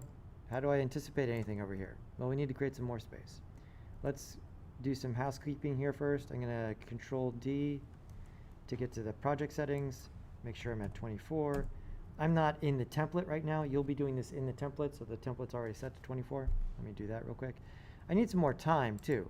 And so, remember, this is the amount of time in Cinema 4D. I can just add frames here. So let's say 150. You know, just give myself some more time. I can dial it down later if I need to. And so I'll grab this and shift this over a little bit so I have some time over here to, you know, add some anticipation before it happens, right? And so which of these is going to be allowing us to do our anticipation, right? We need to sort of like squash down and then explode up, right? So just the red one, right? The red one needs to sort of push down. That's going to squash us out and then shoot up. So let's look at that. Here, let's look at this graph. And we could back it up here. And so this value, we need another keyframe there. That's pretty good. And so it does come down and back up. Let's see how that looks. There we go. That's not bad. When I'm doing a curve like this, I do like to have control here. And so here, this curve is sort of being defined by this and this. And so usually I like to put a point in here so that I can control this a little bit more explicitly. And so I'll come here and probably add a keyframe there as well. And then I can sort of do this. Remember, in order to separate Bezier handles here, it is, shift allows me to sort of do that. And so I can move this over. You do want it to be pretty smooth, so trying to smooth out those. And then let's see how this looks. It's not bad. Let's look at it. It's pretty quick. Let's give it a little bit more time. And we can do that by coming back to here, selecting the keyframes we want, and just sort of stretching it out a little bit.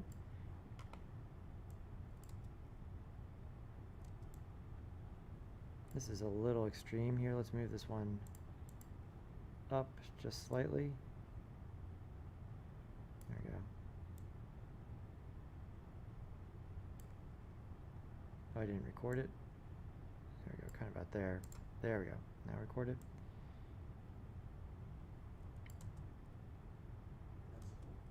There we go. So that gives us that anticipation. Let's move this back to the beginning. Oop, let's move all of it together back to the beginning. There we go. And I just wanted to loop. Let's talk about looping. I'm going to, again, I only keyframe these two things. And looping in Cinema 4D, easier than After Effects. All you need to do is select the track, right? So these are the tracks, essentially everything over here, right? So this is position Y, position Y. If I select those, it shows me the track properties in the attributes menu, and all you have to do is go to After and change this to repeat. If I change it to repeat, watch what happens in the F-curve view. Yep. Yep. Yep. Right, and you actually see it in the view here, right? So this is what you get by default.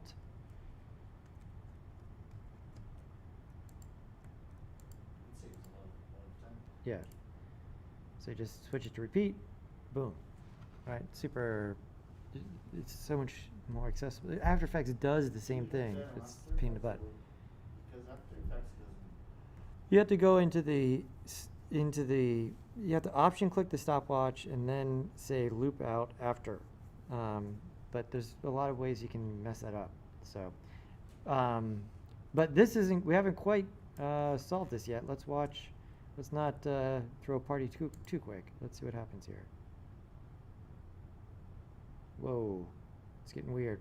Why is it getting weird? It's because it's repeating the anticipation. That's part of it. Also, if you look at the relationship between the two things here, it doesn't stay the same, right? This is here, the bottom and the top are moving together. And by the time we get here, they're displaced. One's here, one's there, now one's here, one's there, right? Why are they not sticking together?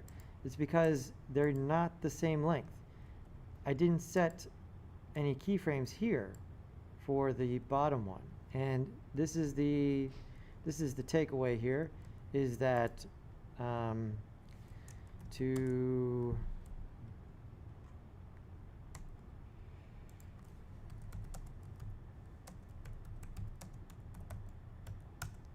both tracks must be the same length. Right. And so let's do that. I'll come back to the dope sheet, and it's pretty easy. This is the starting keyframe here. I'm just going to control drag that. Oops. Make sure I only have that keyframe. And control drag that back here. And so now if we look at both of them,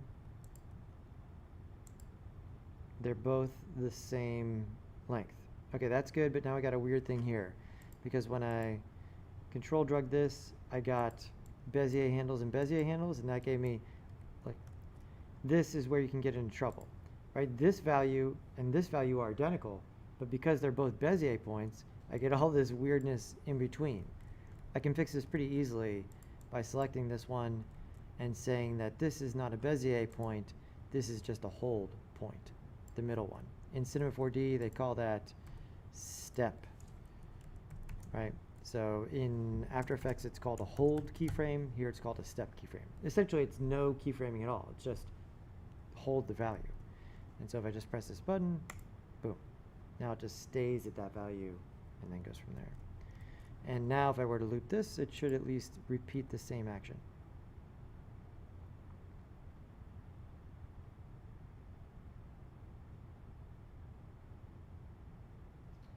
Cool, it's sticking together. There's that hitch at the end, but that's just the whole file repeating. It's not the loop being weird. Make sense so far? Okay, now let's make this a little bit better. Let's plus this. So this I like, but then on the takeoff, I really want it to reach up toward the sky, right? And so we need to have the top one going, but the bottom one stays put, to stretch it in that direction. And so if we look at these two, we need to displace this one a little bit. I'm going to grab this keyframe right here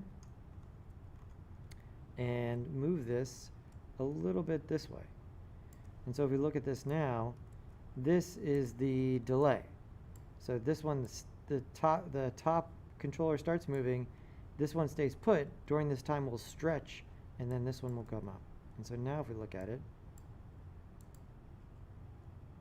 right, and because this is, you know, that sort of snappy takeoff, it gives us that kind of pop right there.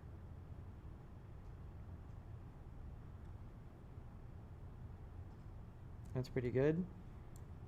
I think the top, I want this to be even curvier here. Let's look at this one. I'm going to take this one and get this to be very U-shaped. There we go. And then here,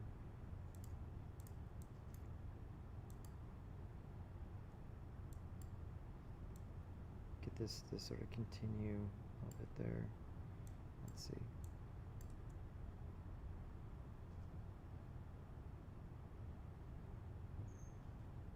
Right, and so the longer this amount of time is right here, the more it'll stretch out before it snaps up, right? If we were to try to exaggerate this, shift, drag that over here, right? It's like the bottom's glued to the ground and then snaps up.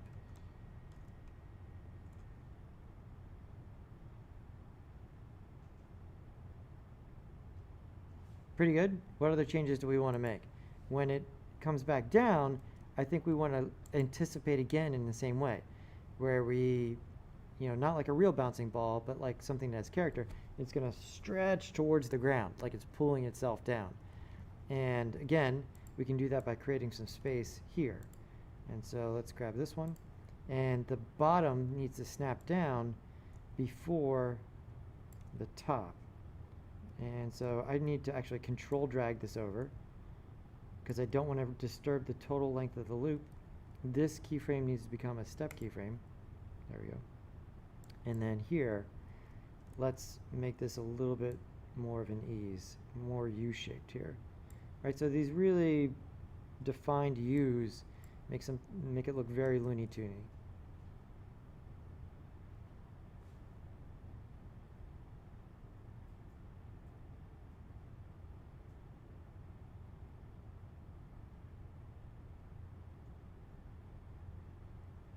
Right, so we're anticipating each movement, right? We're stretching up and then stretching down and then smushing in both directions. Up here at the top, if I really wanted to exaggerate this, it'd be the amount of distance that the bottom moves. If I move this up, we could do this like aerial smush up here.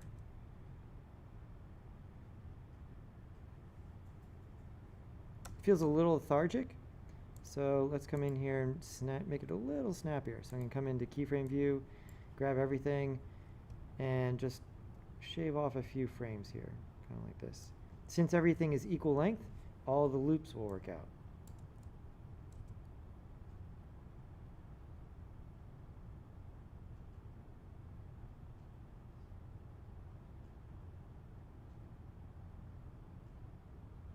I feel like the part on the ground is a little too long. Let's fix that. So that is this part here.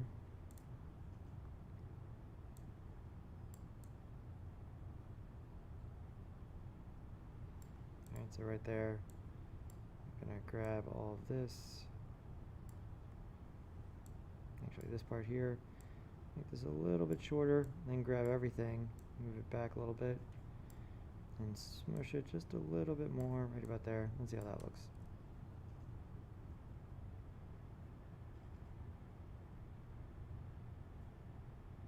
There, I like that.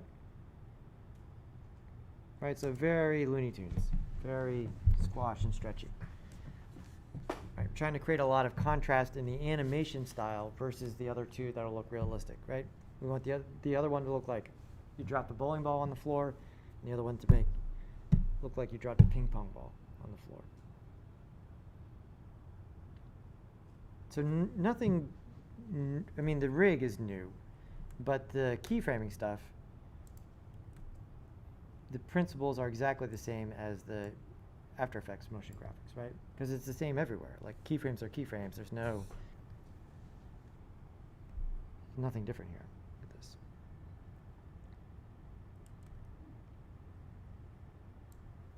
So just try and start with the first part of it here. See if you can get both controllers sort of bounce up and down together, right? So you got to set, again, the only thing I set keyframes on here were just the two controllers there. But you can see how you could do this without the controller, right? Actually, it would be tough because having these two separate controllers allows us to essentially have two separate anchor points, right? Which can be way more complicated, right? And this part, I like. Let's go back to standard. Let's see if Ron has any questions or if anybody else showed up in the chat. Oh, there was a few. Oh my gosh, we hit 3 people at one point. Look at that, right there. Who was this third person? Was it one of you guys? Did you guys load the channel? Who was this? Look at that. Or is in this class? Both classes have like 17 people in them. 17? Yeah. Well, I mean, you see the people asking questions. I mean, most of those people that we watch the video questions, a few of them are technically in the afternoon class, but most of them are in this class. Okay. Yeah. But look at this person. They might have watched for 20, maybe 30 seconds.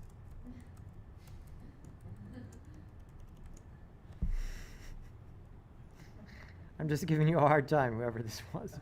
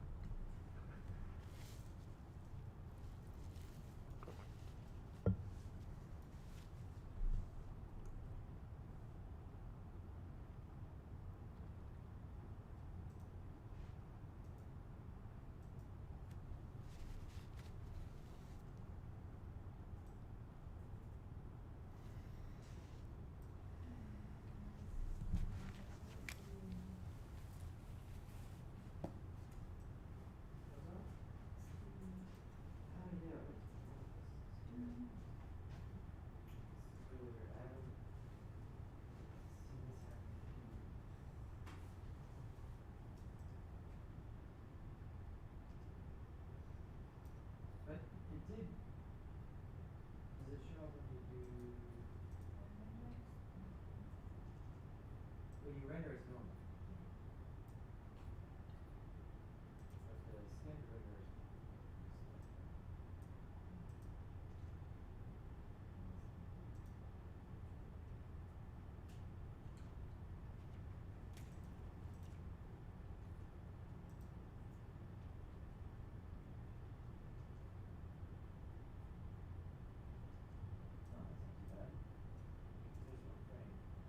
Yeah, it's something to do with the graphics card in here.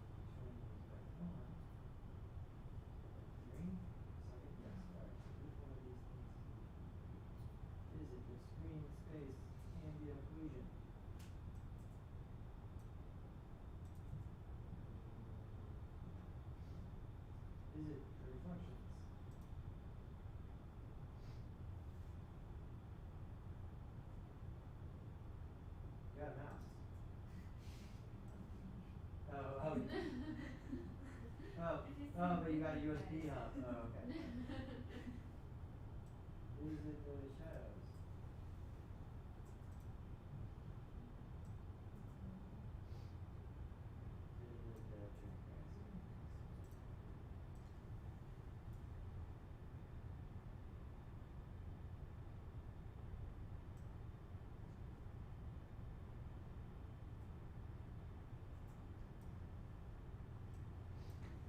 Yes, okay, so shadow type.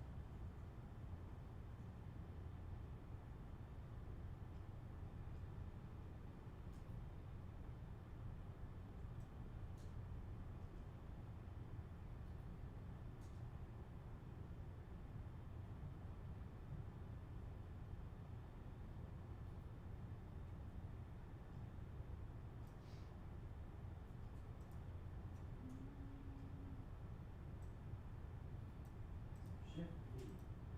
That's yeah.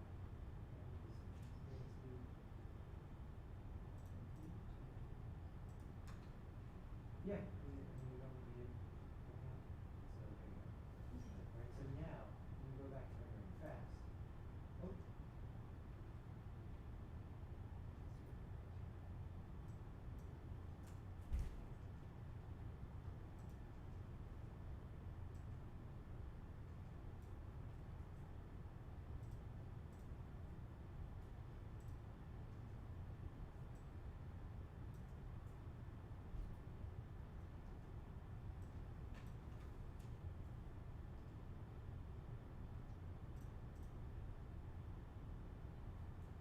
It's pretty cool here, this thing that only that we can render, but I cannot see the thing. You can't see the No, with the light, two lights to see if it helps. here, go ahead and hit render once. Wait, here, go back. Yeah, right. This one here. Okay, yeah, that's good. Just look out shadows and noise. Right, so to render faster, right, this is slow, this is fast. So now you go back to this.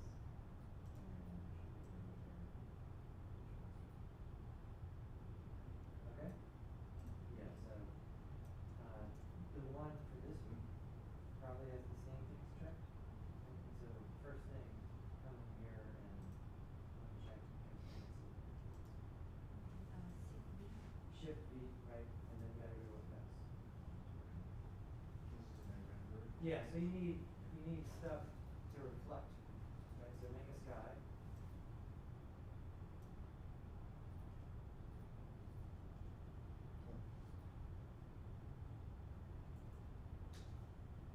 Right, so that there's a default sky that's in there, like the default light, you know, if you go into light, and that's why you're seeing things that you already not see.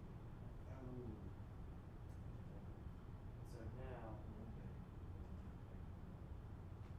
yeah, so now go to your go here, and yeah, look for sky. And right here. Those. So drag it up to the sky object. Yep, yeah, that worked. Let's just go down. Let's see if we can. But now at least there'll be stuff that'll reflect in the glass, right? Okay. Right? Yeah, it's so glass stuff, it won't look like anything. Yeah, yeah. Because it's very weird, right? You can't do this in real life. You can't put the fish tank in like a void, there's like no stuff. Like, well, it looks right, but like, you know, we never see that. Even if you had a black studio, there'd be stuff there, you know. You always have to put something to reflect into it, right? Yep. Yeah. This is a huge image.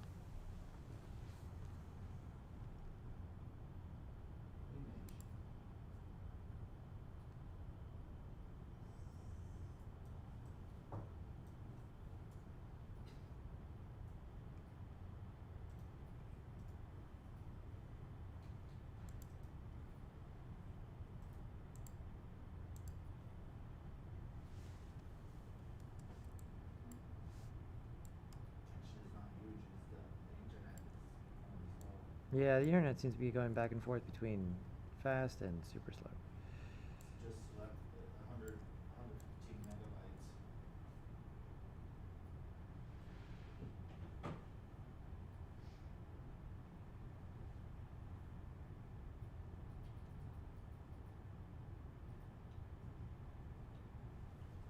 They did that tutorial, but they didn't go through the like the coloring, put the colors and. Where did you see that tutorial? Is that an EJ tutorial or is that It is this guy here. Hassan Frauds? Um, who else makes that? This guy here.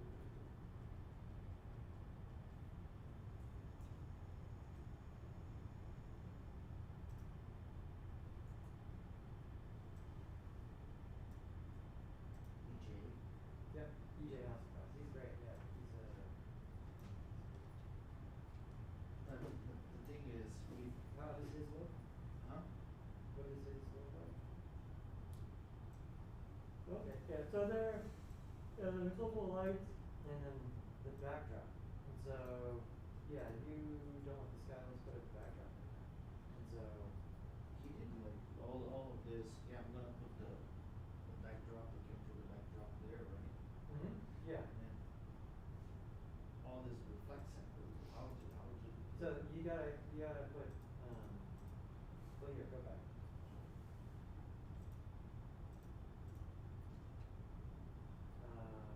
So go ahead and delete the sky and look for, is it just backdrop?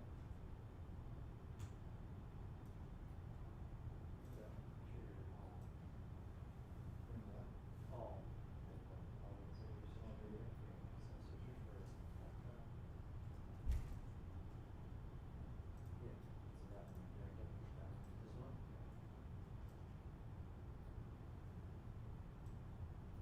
There, so you can make that way bigger. I'll make your, I might group the whole bowl together. All of this bowl All of and this? yeah, Alt G. So no, not everything, just the bowl, just the fish bowl. And which one is the fish bowl? Yeah, black. So hit Alt G. Or sorry, Option. Got Mac right, so I saw Option G. Okay, colors. So now if you hit T, you can just scale the fish bowl. Scale it down. Yeah, so just hit T.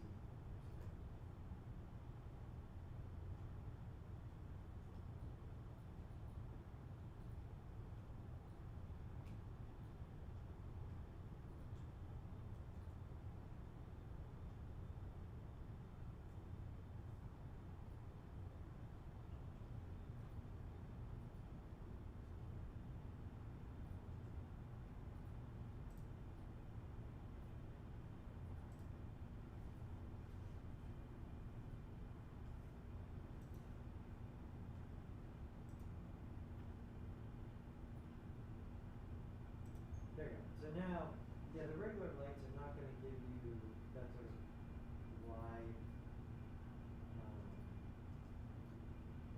yeah, reflection. So if you delete that, yeah, go ahead and click on hold on the light. You want to make a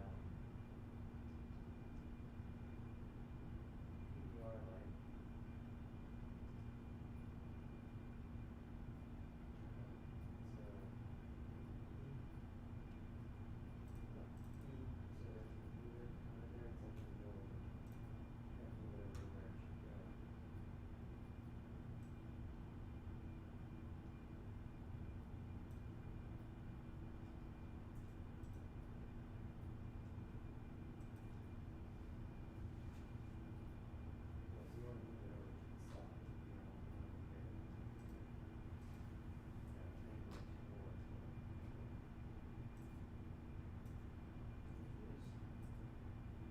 So yeah, now turn it towards.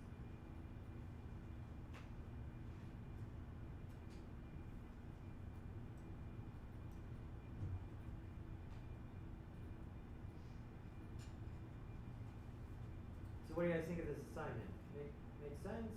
Feel like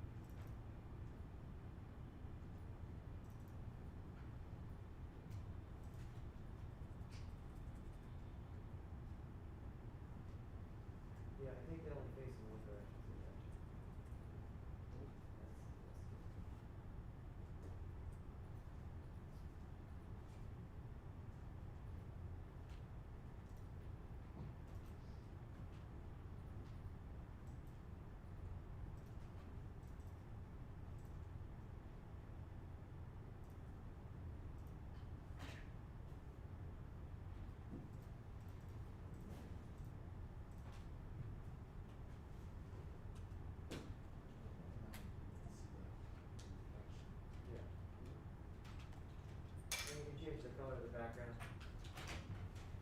Thank you. Yep. All right. Oh Christ, it's already 10.